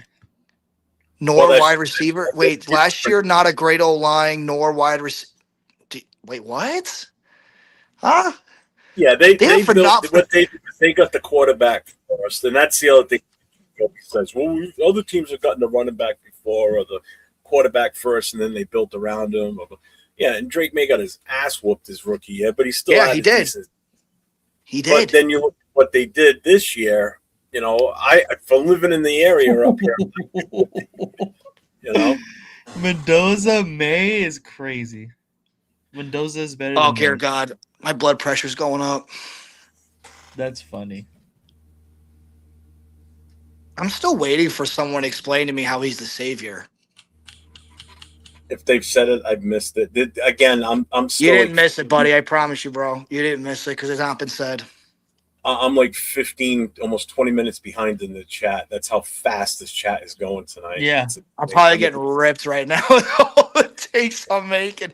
Bottom line is, fellas, it's just I can't trust Brady right now. The facts are there. He's not in the building. He's made a lot of questionable. Brady is supposed to be mentoring Mendoza the entire season while he's going to call games all year. Yeah. So, exactly. He's not. You know? Oh, I can't take this, man. I can't. Mendoza went 5 games with no incompletions. What? Because he's reading. Do you know what an RPO? Yeah, I think you might have to explain what RPO means run RPO pass. Again. Oh boy. I don't. Guys, if you need to know what an RPO is, you can even just play college football or Madden. It'll literally tell you on the screen. You're reading half a field. That's just, you got to understand he's not in a dynamic offense. He was in a very vanilla where even you could throw. I'm trying to think. All right, let me address this question. Or this. Go ahead. I guess fans just don't understand sometimes. We are in a unique situation that very few teams, we being one of them, and have never been in this position before, where we have the overall number 1 pick in the draft. We also have no head coach right now. We have no offensive coordinator. We have no defensive coordinator. We don't really have a quarterback. We don't have it. We have so much that we need to do to start to rebuild this organization. Everybody wants to get back to the Raider way and doing things and building a team. Again, we are in such a unique situation that this one pick could be huge for us and set us up for the future in so many different ways it isn't even funny. This is a franchise breaker right here, or savior, this number 1 pick, if it's done right. I'm sorry. That's why I think the value in this is trading back and getting more picks, bringing more ready-to-play players, whether it's an offensive lineman, defensive end, cornerback, wide receiver, whatever. And I know someone will say, well, why would we get a wide receiver if we don't have a quarterback? Well, that's how bad we're in a situation we're in. Quarterbacks on this roster, and that's what we're going to have to stick with, and that's what we're going to have to deal with. And people are going to have to, just like I'm going to have to deal with if we end up drafting Mendoza. I got to deal with it. Yeah. And if he's good, that's great. I don't want him to be a bust. I want him to succeed, because if he succeeds, the team succeeds. We all are happy. All right. And if I'm wrong, just like these 2 gentlemen up here have said, I'll be one of the first ones to say, I'll do a live show. I'll come on and say, listen, I'm sorry. I was wrong. We did exactly what we should have done, I guess. And it worked out for the best. I'm not going to sit here and go, well, see, I don't, I'm not going to critique every little thing he does that's wrong. Yeah. Just because I didn't like the move. Like, oh, he steps wrong with that foot. Why did he do that? I'm not going to do that shit. I want him to succeed. I want the team to succeed. Jeff, Nate, I got a question for you guys, actually. So if we decide to get Kubiak and it does go in our favor, would you be opposed to having DC back as a bridge quarterback if we decide to get Mendoza, which pray to God we don't? If we do, get DC on a 1 to 2 year bridge quarterback to teach the Oh. kid Raider what? I'm just asking. I mean, I know, I get it. What do you think? No, honestly, I think he's done with playing football, just himself. I Yeah. think that if we do end up getting Kubiak and we end up getting the offensive line and everything works out, we do everything correctly, Mendoza's sitting, I think Geno Smith can honestly do You what think? is asked for him. I don't think he's going to do it well, but I think he could do just enough to be able to be that bridge type quarterback. If we're not going to be able to find, a trade partner to get him out of the building, and we don't Right. want to cut for 18 mil, keep that on the books, and we just end up keeping him to, be that bridge quarterback, which is kind of what he's already been taught to do or, brought in to do. I think he can do enough to where we can possibly develop Mendoza, hopefully for a year and a half, and potentially put him in the best situation for Mendoza to be the best possible player he can be. Obviously, not a lot of people are going to like that take because that means we have to do Geno Smith a fucking year again. But Yeah. I don't see the DC thing happening. I think he put all his paperwork in for the retirement and stuff like that. So He I did. think I he's wasn't done. up to date with that. I'm pretty sure he did, but even if he didn't, we still have to trade for his rights from the Saints. Right. And I just don't think that there's a way we can do that and have the contract situation where they eat the majority of his contract, and there's just too many moving parts in my opinion for DC. Just a take. Figure to see your guys' opinion on that one. Yeah. I got a feeling Kubiak's not taking this job, boys. I really hope that's not the case because to me, in my mind, I think we already are set once we learned we got the number 1 pick and we're getting Fernando Mendoza. And I think that's why we're pushing all of our chips in with Clint Kubiak because in all honesty, him or Mike McDaniel, like those are the two people that I think could really unlock what Mendoza is doing at Indiana and kind of replicate it here in the NFL because Kubiak is a great offensive play caller. And I think that if we pair him with Mendoza, we're really getting the coach for the quarterback that we have a set in our mind already. Right. So, yeah. I think that's the only way I'll be okay if we draft Mendoza is if we get Kubiak in the building, and then, it's not what we all three agree that we should do as far as drafting him. But if you're going to give Mendoza somebody, it's got to be Kubiak. I think that's just with an offensive mind with the success he's had with a lot of other quarterbacks. I think that's the only option we can go with. But if we don't get him and it's a defensive minded guy or something and we draft Mendoza, I think we're in so much trouble. There's just too many value in this pick. There's too much value. We have so many. If it was just like 3 holes that we got to fill, and even depth-wise in the positions, fine. Even though I don't agree with getting Mendoza, it is what it is. But when do you still have your national? I didn't play for a national title. I wish. Eric didn't either. But you know what? In all honesty, Tyler, listen, he's a guest. When we have a guest on, you kind of let the guest talk and get his point across. That's the whole reason of having a guest. What good is it if we have him on and he just sits there and Nate and I talk all night? Right. If you guys want to talk more, go for it. I'm good. Yeah. You did exactly what you asked me in the chat the other night. And then we talked on Instagram and you gave me a number and we talked back and forth in text. And you did exactly what you said you wanted to do. And you came in here and you laid it out. You put your thought out there or your words as to what you thought, why we shouldn't be getting them. So I thank you for coming on and doing this because, I appreciate it, guys, for real. I mean, like I said, a lot of guys, when they charge money. Well, when there's so many fans that are going so far that direction on Mendoza versus the ones that don't want Mendoza, whether it be because of his playing or, in my case, more so for the future of the team and what we can do with those picks.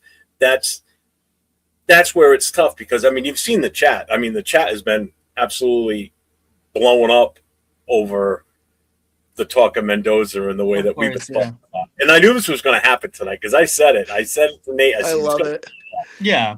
Chat's going to go fucking ballistic as soon as he starts talking about this stuff. And they didn't disappoint. I will say that. I'm glad I can bring some more attraction for you guys. But it's just like I brought another aspect of X's and O's to people to look at what this kid has been doing in college. It's not just a biased opinion. It's factual things that I see on the screen, on the field, as a quarterback, as someone that's been involved in an offense with RPO and a pro style offense. Mhm. It's clear as day. Like if you and I you're starting to even see the younger generation of quarterbacks, of kids starting to learn this now too, where coaches aren't teaching them the half field concept and they're teaching them the whole field concept. And this Mendoza was just in a perfect scenario and set up for success. Point blank. And if anyone can then dispute that, he had a great defense. Offensive line won MVP. They're nasty. 5.7 yards a carry at running back. Their special Insane. teams was top 10 in the country. Like, how else of a scenario could you not be in? Like, that's perfect than that. That's what I'm saying. And it's just, again, he's a good quarterback. I'm not disputing he's a bad quarterback. I'm No not. one is saying he's a bad quarterback. No, he's Right. he's got tools. The kid can sling the ball. Let's just be real here. But there's a lot of things that we have question marks of where we. That's the thing. Yeah. People that are so on Mendoza's nuts, just they hear what they want to hear. So. And they see he's Real Cuban quick. and we need a Cuban guy at the quarterback position. I Like, hate that. I hate that it's a argument. stupid ass fucking reason. It's a stupid ass reason. Just a quick shout out to Slam and Sammy with the $2 super chat. Mendoza is fine, but still need a wide receiver, linebacker, and Absolutely. Slot corner. slot. You know what? I agree because we need a lot. We need so much, man. This team has just not been built right the last few years. I think that's what fans are just missing, how much needs we have, and they expect this kid to walk in there, get the cheering ovation in the preseason, walk in on the first drive of week 1 and be the savior, and that's not the case. What's up, Fred? Shout out to Fred, membership of 4 months here. Raiders, what's up, family? Nate, chat, what's going on, my guy? What up, Predator? So I'm just skipping to the end of the chat because I'm still like 15 minutes behind. So You're I'm way too to far. the very end. He's not very tech savvy, guys. Yeah. All right, stop chatting so fast. I just think I really got in people under their skin with my takes. I don't want to hear. There's so much going on tonight. I've never had a chat this busy in a long time. It's been a while. You're welcome. Just a real public service announcement here. Make sure you guys get over to LV Raider 10. Get over to his channel. Hit that sub. Hit the notifications.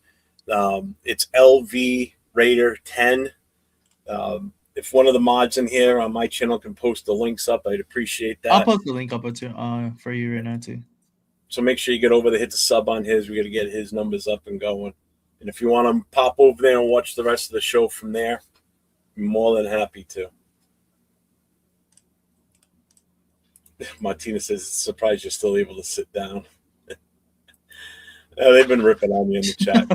I love it though. I don't take this shit personally. I think it's awesome. Like, I laugh at half of it sometimes. it's funny, Yeah. but at the same time, it gets people more in dialogue to talk, and I'm open for open dialogue. That's the thing. It's Yeah. like I'm not going to always agree with what people like the common narrative that everyone wants to buy in on this kid and our situation. I'm against it. I think that I'm not going to say it for the 100th time, but I'll say it again. We have too many holes and needs. Let's take advantage of this number 1 pick and move back and get a nasty defensive lineman to help Crosby out. Build a nasty, intimidating defensive line. Build that O-line, and we keep just building from the inside out. That's my personal opinion. please tell me if you're building a team, what position would you start with? Center. You start with the left tackle. That's why. Yeah, sorry, left tackle too. Either way, it's an offensive lineman. Yeah, left tackle, center. I mean, you got to go with your the trenches first. The grit starts from the line. So 1,000%. Thanks, Marcus Banks. Now, this gentleman here is actually a Titans fan, but he's been in that since I started 2 years ago, and always there. He's been one of my moderators. Dude. Log snapper, he said. I'm dead. Snapper. Shout out Marcus Banks. He is always in our chats. He's a Titans fan, like you said. I didn't even know that for the longest time, but he's always supporting, bro. Shout out Marcus. Yeah, start with the trench, both sides. 100%. Arnie, he answered that earlier. You weren't in yet. When did you start being an Oakland Raiders fan? Like I said, this was back. I was born '92. I think I started watching the Raiders at I don't know, when you actually absorb everything. When Jeff George was our quarterback. Before that, even before Jeff George, Jeff Hostetler. I mean, that's just all I can only think of. I mean, my father back in the day, my father, he's always a Raiders fan. It was in the 80s, Vikings, Raiders, Niners, Giants, and he chose the Raiders. Was on cable television and just was molded into our family. Have the shield tatted on my leg. I'm not no new generational Las Vegas Raiders fan by any means. Yeah, see, so Coach says, so my initial thoughts on Mendoza before his playoff run was hell no. The reason was because most of his highlights showed him never creating plays when there was pressure. He did show a little ability to create plays, but he's no Mahomes. Agreed. Absolutely, Coach. And that's what people are comparing him to. How? I don't know. Where's the comparison? I don't see it. Mahomes had no line at Texas Tech, and he was running back 20 yards and throwing the ball 50, 60 yards down the field. So where's the comparison? That's even if he leaves the Ravens. They're not going to let him leave. Nah. Well, they got cap issues, but again, he's already put it out there that he wants to follow Harbaugh. So not only do we have to compete with the Ravens possibly trying to keep him, but now we got to compete with if the Giants are going to go for him. So there's no shoeing that we're going to be able to throw enough money on that's going to. In all honesty, why would he want to come here? That's the biggest problem we're going to have, and I've said this I don't know how many times already. I thought when we got Pete Carroll here, it was going to help us bring in players because of Pete's respect for him. Now you bring in a rookie, first-time head coach. Yes, they see what he did in Seattle. Yes, he'll probably again, which means there's a good chance we're going to have some Seattle players follow him down here. Yeah. So we're going to just add more Seattle players to this roster that we didn't have before, on top of the ones that we already have, whether they stay or not. So you're going to have players that will follow him. I like some Seattle free agents right now. Yeah, I wouldn't be opposed to something. Mm-hmm. Yeah. Kobe Bryant is one of them, isn't it? Exactly what I was going to say. What other players are going to want to come here with a first-time head coach, in a team that needs so much? Do they want to be part of that experience of rebuilding this team? Some may take that chance. Some may say, hell no, reach out to me when the team's going in the right direction. I just think whoever's in the head of the ship. If they're willing to, if they're willing to stick it out and try it, and part of being something that gets turned around, then they're going to look like part of the heroes. That they finally brought Raider Nation back to what we expect it to be.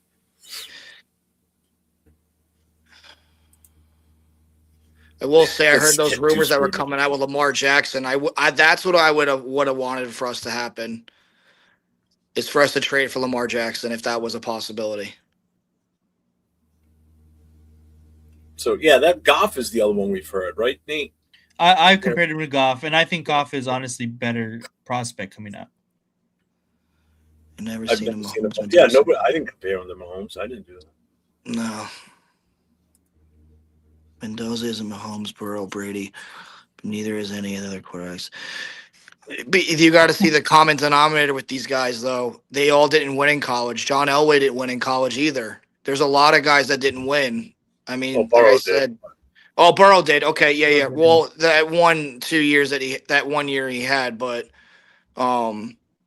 we just can't compare off just him winning the Heisman and a Natty and those wins at Indiana. It's a historical, amazing season. I give them all the credit in the world, but we're the bottom of the barrel. We're in Cleveland Browns territory right now.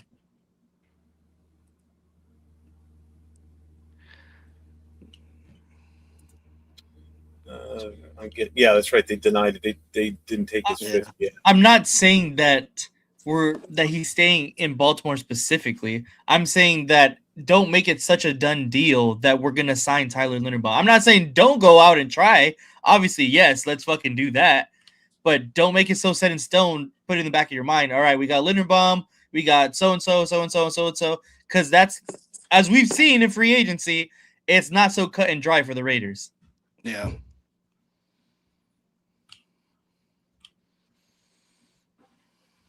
Now the guy that wants to build the whole line races, nobody will come. That's not what we're saying. All along, Duncan. I've been saying that all along. That Yeah. we hope guys want to get here.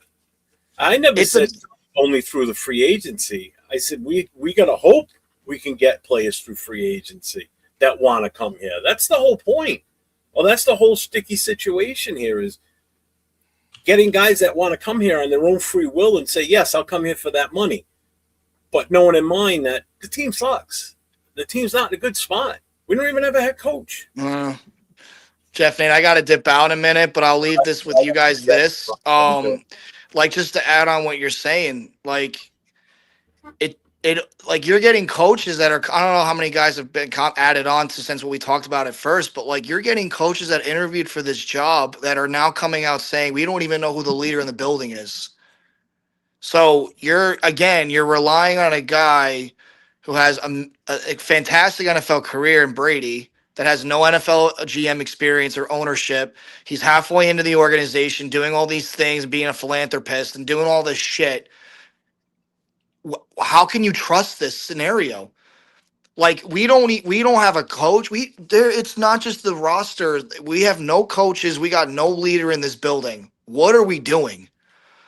We are in so much trouble. It's not even funny.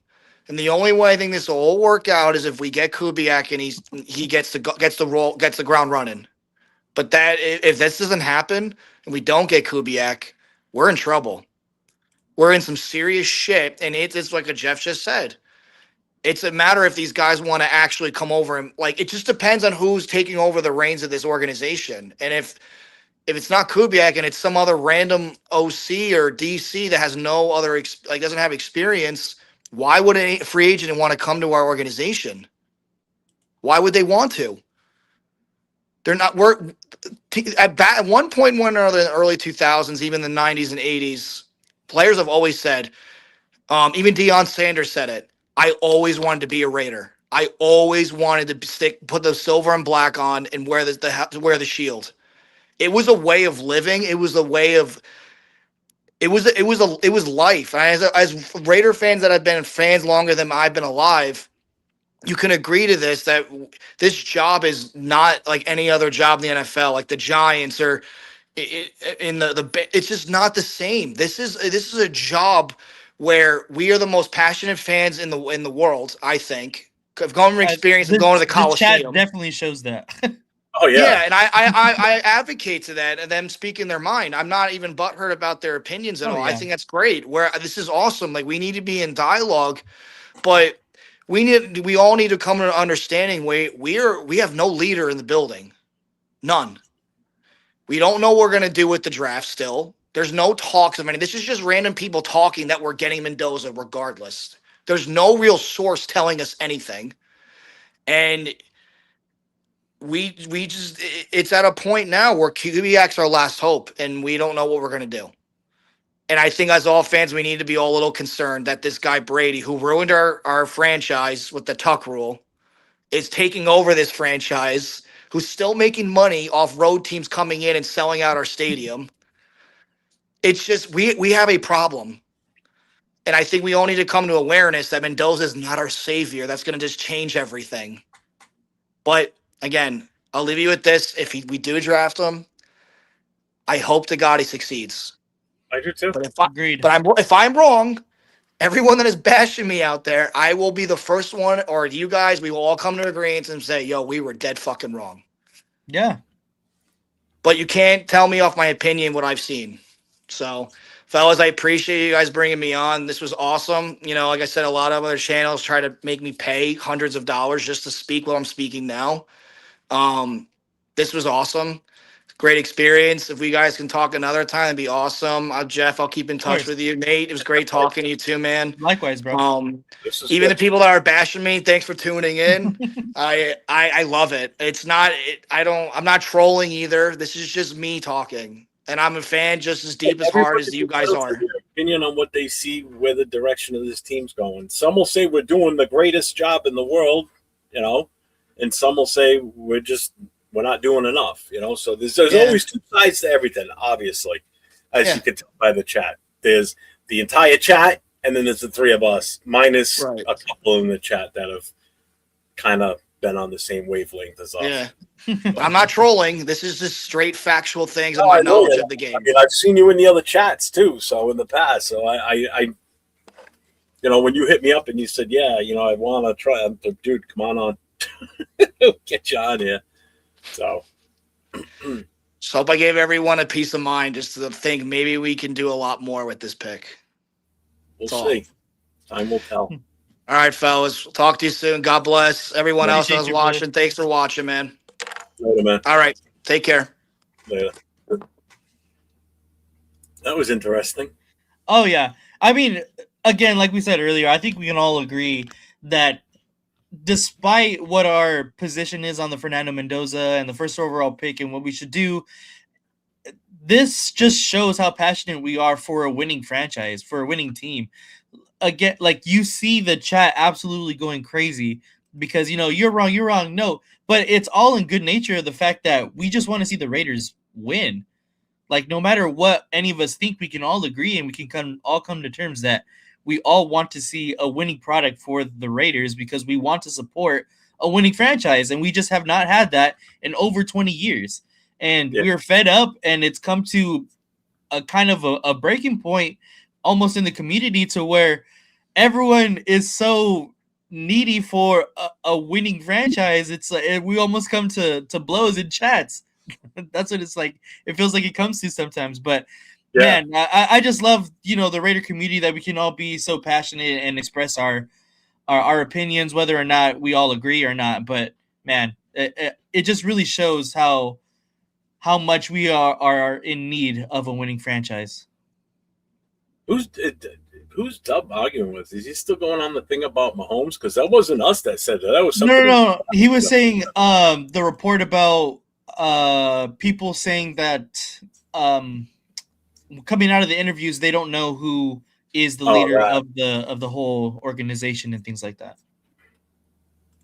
I mean, I have heard it too, but I don't put no stock in anything like that sometimes. It's hard to know when you're not in the rooms, and it's hard to know just hearing things like that. You can take it with a grain of salt. What's up, Army? Hey, fellas, nothing against you. As a Vikings fan, cheers. Good luck in the draft. Well, thanks, man. Appreciate that. How do they not know who's in charge? Mark said Spytech will lead all football operations, not Tom Brady. I don't know why the media or these other beat writers have to say that. Yeah, I agree too. I mean, because they did come out and say who was doing what. Are we more passionate than Angel fans? No. Some of you couldn't handle being Angel fans. Yeah, Nate and the other two Angel fans are like Chargers fans. They're very far and few between. A lot of people could not handle being Angel fans. I'll tell you that right now. He says, no one in their right mind is going to pass at millions of dollars to join any team. Not necessarily, man. There's players that will not want to go to certain teams. And, like, why would you want to go to Cleveland? Like, you know. Right. Just for the money? No, I want this. I want the championship. I want a ring. I want to go to a team that's going to give me the best option to do that. Mm-hmm. You know? How do you think these rookies that are on the Patriots right now feel? They're in seventh heaven right now. Their first season, 1,000%. Super Bowl. It's like, come on. And they had a big part in it. You're talking about Trevion Henderson, the running back. You're talking about the 2 offensive linemen, Campbell and the other kid, the 2 rookie linemen, the left tackle and left guard. Mm-hmm. It's like, Jesus Christ, these kids are insane. Do we even want to bother doing the game tonight? Save it for next week? I mean, we're already at an hour and 45 minutes. It's up to you. I mean, depending on how long you want to go. Let me see. I don't honestly. You could probably do it pretty quickly. But again, it's up to you if you want to do it or not. Yeah. Let me get through the rest of this chat. Just let's see. Where are we? Kubiak needs to grab his brother Raheem Morris and bring back Pistachio, all wearing Raider versions of NWO shirts. Let's see. I don't know. Pistachio's not having a good time up in Green Bay with the special teams from what I saw. The special teams weren't that great. Let's see. Rick says that guy was passionate. I appreciate it. His takes are ass, but that is what makes the world go around. Just say you don't agree with them. That's all. I mean, yeah, it's fine. See, this is how I know it's Eric too, because I know he's a very religious gentleman. What does it tell you when there's a 90-10 census that we should draft Mendoza? God is first, I'm second. Come on. You go. What does it tell you when there's a 90-10 consensus that we should draft Mendoza and all 3 of you are in the minority? You might be wrong, guys. No, we're just not following the herd. We're just I'm looking at it thinking outside the box. That's all. Yeah, agreed. Like we need a quarterback. You know, just repeating that in my head over and over again, and eventually it just becomes second nature when someone says, "What should we do in the draft?" We need a quarterback. So we get the first pick. Who do you think we should go? We need a quarterback. You know, that's how it is. I'm sorry. That's how I see it. I see it in chats all the time. I spend my day watching Raiders shows and other shows on YouTube and shit, and that's all I see. It's Mendoza this, Mendoza that, and that goddamn song. And somebody said it earlier. The damn song. Song out there, Fernando. Mm-hmm. I think it might have been Martinez that said it. I forget, but it was pretty funny. Mendoza barely took snaps on the center. That's another scheme. That's another thing right there.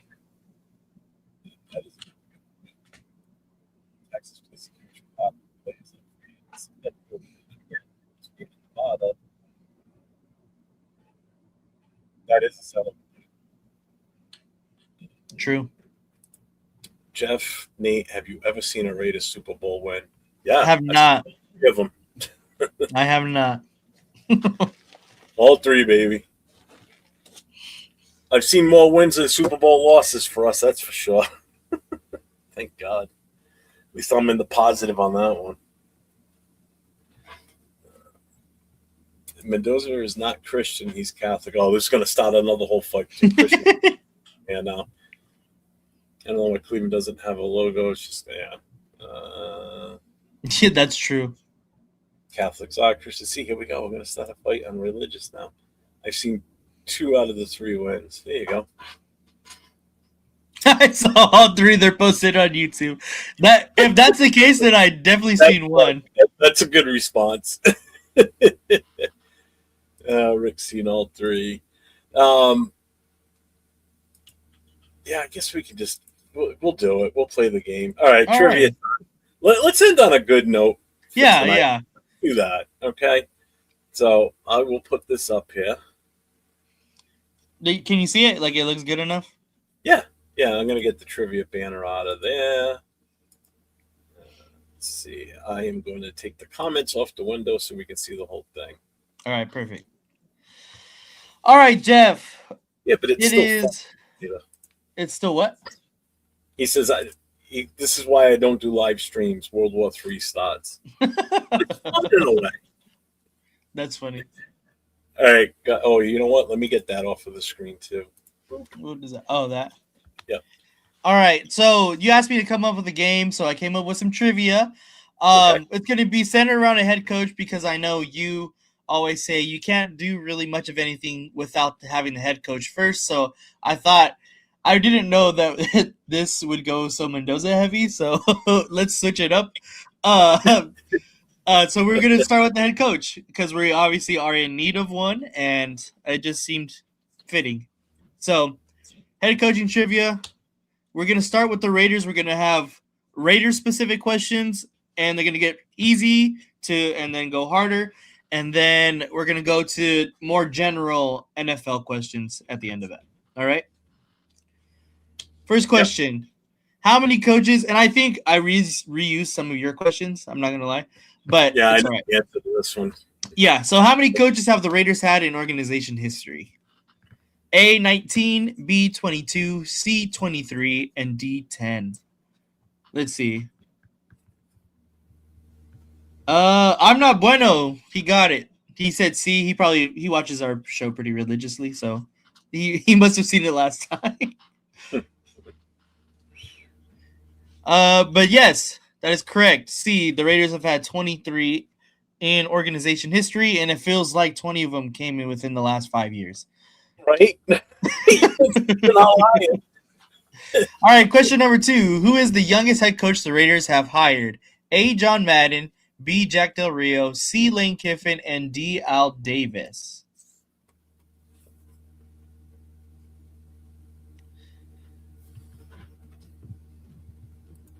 Linebacker U is right. Lane Kiffin is the youngest head coach in Raiders history. I believe he was 31, second youngest in NFL history.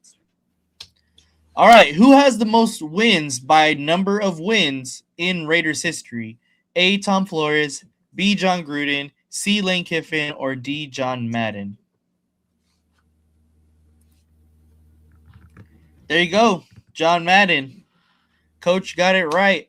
John Madden is number 1 in Raiders franchise history with a number of 103. AP, Big Luck said. Yeah, I saw that. That's funny. All right. This is a good one. How many Raider coaches have won NFL Coach of the Year for the Raiders? Jeff, what do you got for this one? I got C. C, none? Wow, interesting. Let's see. Anybody else? What does anyone else think? How many Coach of the Year awards have Raiders coaches won? I mean, when did they start giving that out? So I looked at it. There is like a little bit of gray area, but the one that they go by, I believe, started, which is the AP, the Associated Press, and that's what gives out the one that we know.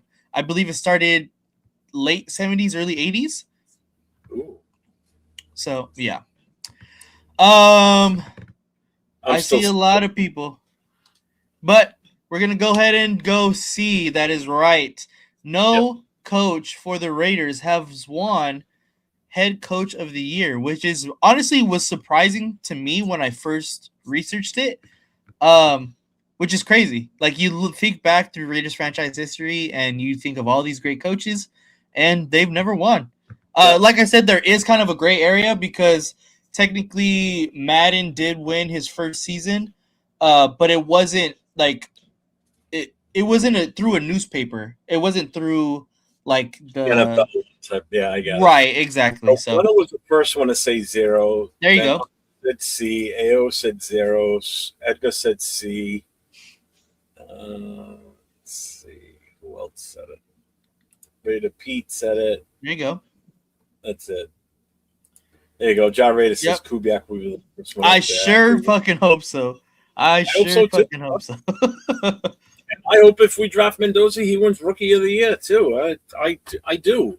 Don't want anybody sitting there saying that I don't want to see the kid succeed. I want to see him succeed. Right. All right. Which coach had the most successful first season in team history? Now, this is a little bit up to kind of a opinion depending on what you kind of quantify as successful. But I just kind of want to see what everyone says. What do you think is the correct answer for this one? I see a lot. B, C, A, C. You're going to go with who? Oh, I forgot about Callahan's season. God damn it.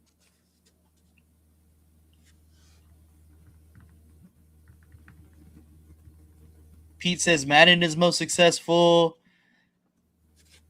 Callahan took him to the Super Bowl, says linebacker U. What do they consider most successful, though? Like total wins? I'll tell you now. We're all correct. I said John Roush originally because I remember he's only one loss. I just couldn't remember how many games they played back then.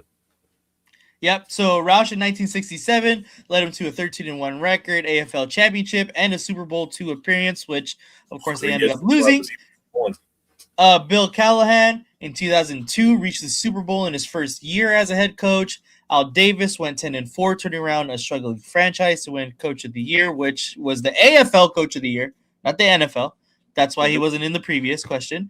And then John Madden in 69 finished 12-1-1 in his debut season. So technically all of those guys were the most successful, depending on how you quantify success, of course. Jay says, great show, fellas. You all fired up the audience for sure.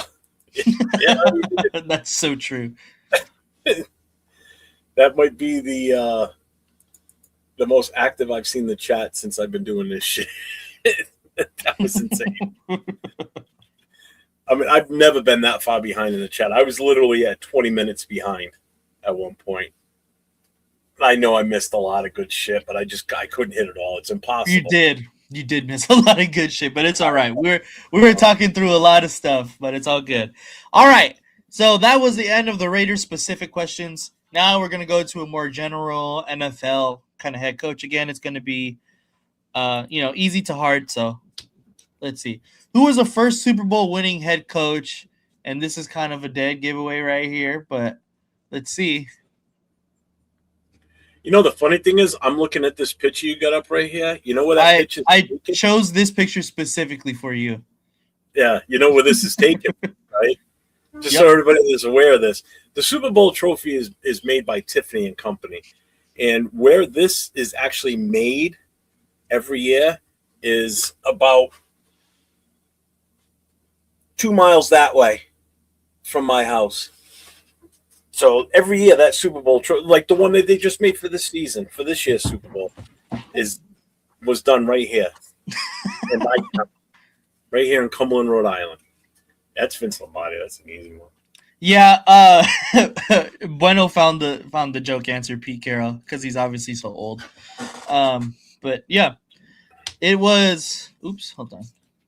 It was Vince Lombardi, of course. That's why the trophy's named after him for Super Bowl winning head coach Vince Lombardi, of course, all-time NFL great. All right. Oh, it says how, but who has the most Super Bowl wins as a head coach? A, Chuck Noll, B, Bill Walsh, C, Bill Belichick, or D, Joe Gibbs? I see Jeff's answer. There he is. Linebacker, you got it first. Mm-hmm. See, yep, everybody. Oh, Raider P says Walsh, though.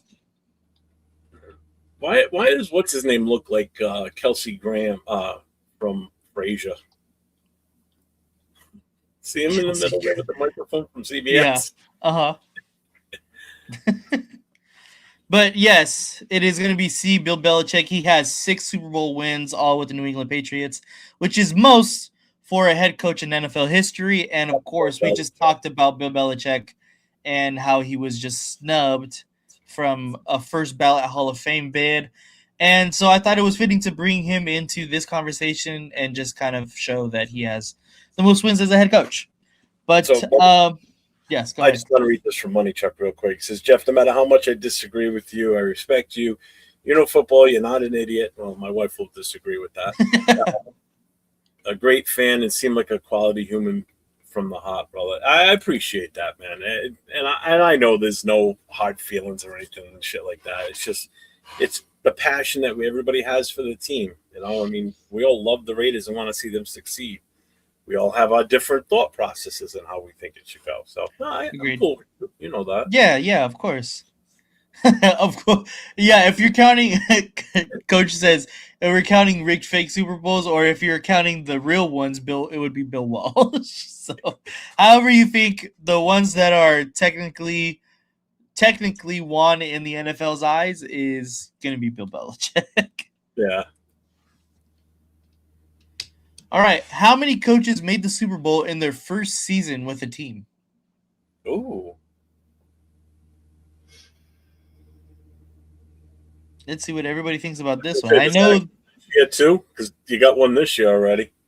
4, 8, 9, and 10. How many coaches made the Super Bowl in their first season with the team? A, 4. Okay. I don't think it's as Anthony high. says B. Linebacker U says A. Big Luck A. B, D, B. Total guess A. Final guess. You said A, Jeff? Yeah. It is B. It is 8. And, and I started second guessing that because right away I was like, all right, Callahan now, Vrabel now, this year. I'm like, shit, that's already happened. There's got to be more than that. Yep, I was wrong. Don McCaffrey, Super Bowl 5 with the Baltimore Colts. George Seifert in Super Bowl 24 with the San Francisco 49ers. Red Miller in Super Bowl 12 with the Denver Broncos. Bill Callahan. This 4 right there, I knew it right off the bat, too. Vrabel. 37 with the Raiders. Gruden. 37 with the Bucks. Caldwell. 44 Colts. Kubiak 50. And Vrabel, of course, Super Bowl 60. Hey, what's up, Rorschach? I didn't even see you sneak in here. What up, Rorschach? Appreciate you. I have, this is the first time I've seen him too. But all right. So how many coaches won the Super Bowl in their first season? And if you can name them, you get bonus points.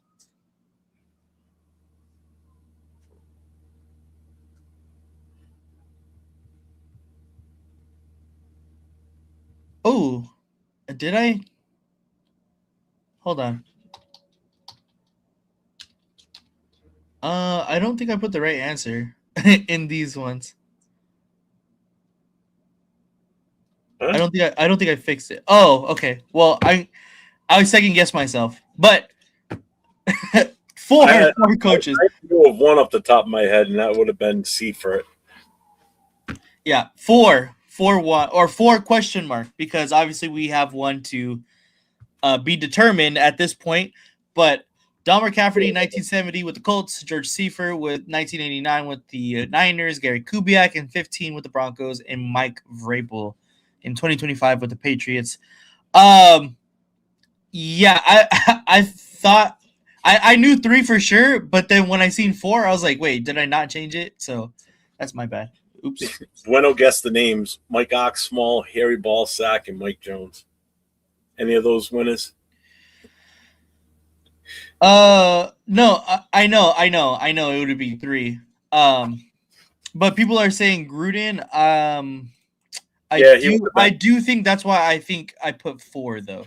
Yeah. Because I that's why 1 seemed to be missing, but either way. Oh, Rorschach, you should have been here earlier because there was some heated arguments going on tonight. We had a guest on with us tonight, and the chat absolutely loved them. It was awesome. Oh, yeah. Definitely. Yeah, I definitely forgot about Gruden. Not going to lie, guys. Anyway, how many rookie head coaches have participated in the Super Bowl? So this means their first time being an NFL head coach. How many rookie head coaches have participated in the Super Bowl? Won or lost, but made the Super Bowl as a rookie head coach, first time being a head coach. He said, no, Nate. I'm saying Hawks are going to win it, so it'll be 3. I agree. I think the Hawks are going to win it, though. I'm going with C on this one. I think it's only 1. Only 1. Okay. Yeah.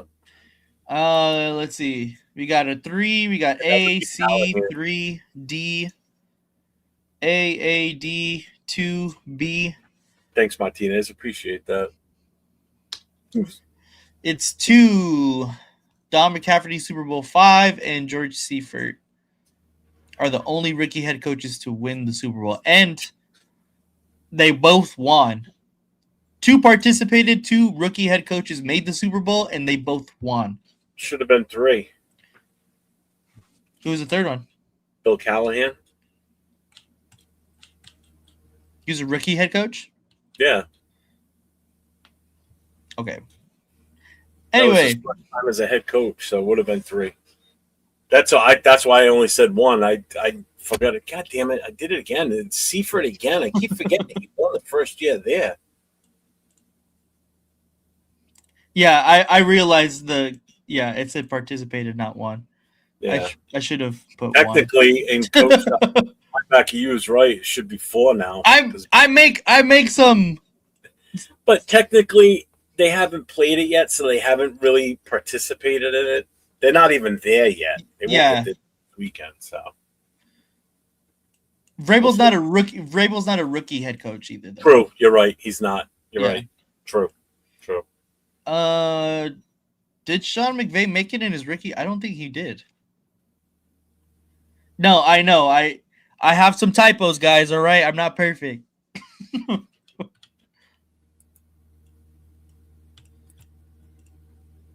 Yeah, Rorschach, it was pretty good. It was pretty nasty discussion on. Well, the 3 of us up here were talking about what we should do instead of Mendoza, and the chat was basically pitchforks, knives, and throwing hand grenades.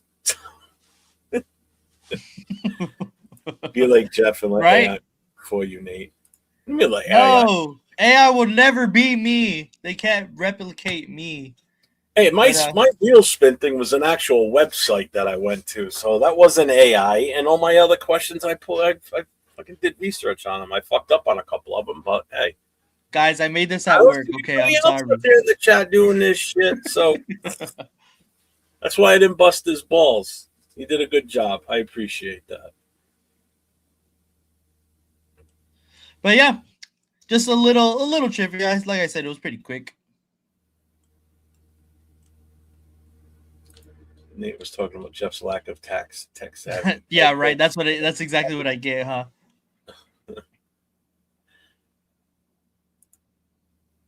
Coach says you were incorrect on John Roush. His first year was 66. That may be true. I'm not sure either. I'm not saying you're wrong, Coach. I'm just saying I not off the top of my head. I was before I was even born, so.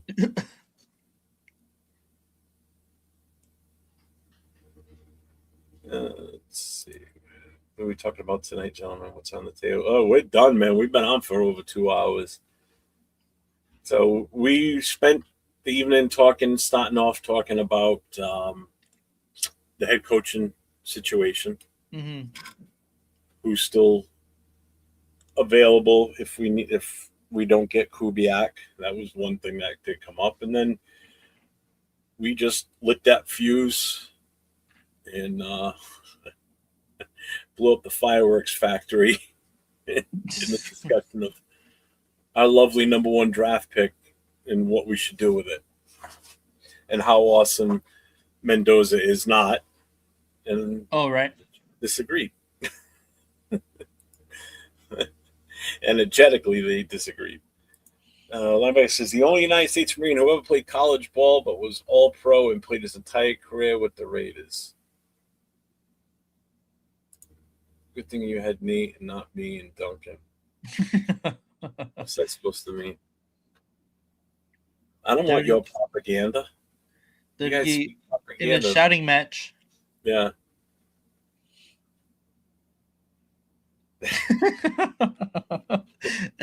That's very true. Very true. Again, I'm not anti-Mendoza. I'm anti-using the pick for a quarter. It could be, it could be Bill Nitrate as the quarterback. It has nothing to do with who the fuck it is. I'm only just looking at, I'm trying to pick a name out of somewhere. It's not the kid. It's not him. It's what that position is. I just don't agree with it. That's all. Let's see. From Stockton, I lived in North Hollywood. Let's see. Tomorrow we'll find out what Clint does with Arizona and Seattle. That'll be super interesting. Yeah, I know Brady's flying out to Seattle on Sunday, is what I saw. Because he's not coming to us. Brady's going to him. Mm. So I don't know where he went to college to play ball, but he might want to call them back and get his money back. Now, if you watched it from the beginning, he told you where he went and how much he played. Played more than me and you combined, I can guarantee that. I didn't play any college ball. Let's see. What do you got going on, Nate? You got anything coming up this weekend? Nope, not this weekend. Just chilling. This is the one thing I did want to mention this earlier. This is something that Ja Rader and I found out the other day. He sent it to me, and I was like, damn, I didn't know that. He goes, I didn't either until I just sent it to you. That Kubiak was trying to get Bowers on his To the team. Saints, right? Yep. He wanted Bowers in the worst way. So, but they obviously for route. But just imagine if, that's another, I think, feather in the cap for us, is that if he wanted him that bad then, and now he's got the ability to come here and turn him into something even bigger with his ability in play calling, I think that's another notch in our belt for that, where we're not going to lose him, I hope, Oh, yeah. So, I don't know, but we'll see. Let's see. I don't want to stop beef, but Patriots and Chargers were at the bottom as far as O-line goes. One was in playoffs, and the other was in the Super Bowl. Yeah, but the Patriots rebuilt their offensive line in the offseason. And they already had the quarterback, and they didn't have a running back. Well, they did have Ramondre Stevenson, but they didn't have wide receivers. They brought a lot of shit in that offseason. They did it, and they did it right. They had the money to do it. Remember, they had the highest salary cap at the start of the season, at the beginning of the season last year. We had 100 and what was it, 115? They had $132 million, and two of our players were over there. 3 if you count Mumford. Mumford was out there playing a little while for quite a bit when the 2 rookies were injured. And now here he is. 3 of our former players are going into playing the Super Bowl for the Patriots. Pisses me off.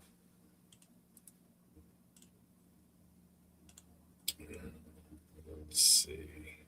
The only thing I got going on this weekend as of right now is tomorrow night, no huddle, 9:00 Eastern, 6:00 Pacific. Try not to make it a Raider majority talk time.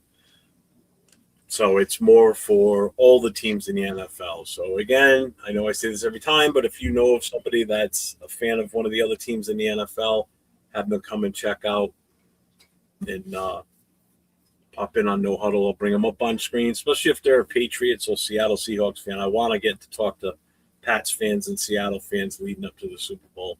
Or if they're a team or a fan of the Rams or the Broncos who just lost last weekend too. So I'm up for that.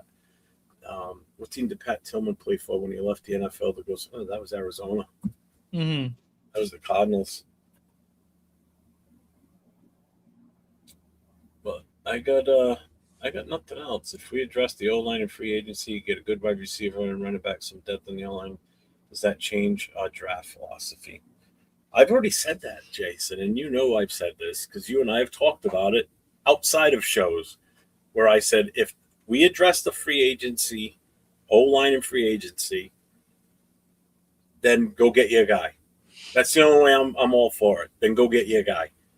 If we don't address the free agency, offensive line and free agency, if we do what we did last year in free agency for the O-line, then we're screwed. We're screwed no matter who plays quarterback. It doesn't matter whether it's Mendoza, Geno Smith, Tom Brady in his prime. Nothing would make a difference. Nothing. I'm sorry. So, Jeff, let's say we get Mendoza hypothetically. Can we reinforce the O-line and free agency? I just answered that pretty much. So Jeff is saying I'm not invited. No, you're invited. You guys can be there. I want to talk NFL. That's the whole premise for that show. So we'll see. In the same, if we don't get the O-line fixed, it's a waste of time to draft a QB at number 1. Thank you. That's the first time I've heard you say that, Jason, because everything that you say in the past has all been Mendoza or bust type of talk. So now you're finally agreeing with what I'm saying. Thank you. There's plenty of great free agents this year. That 2021 rookie class was loaded.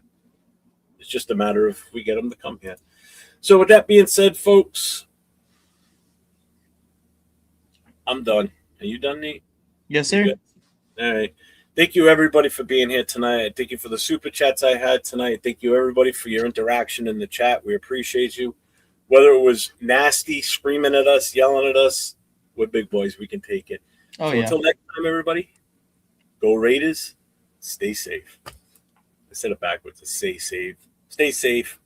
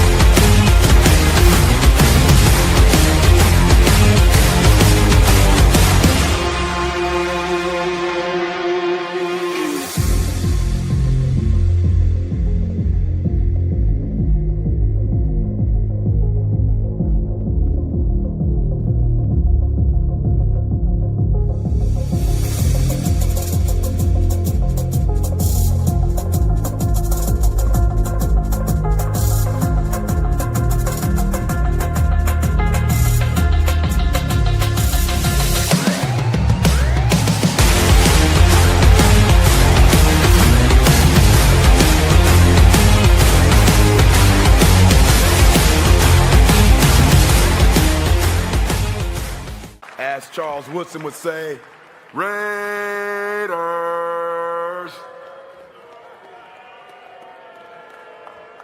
Yeah.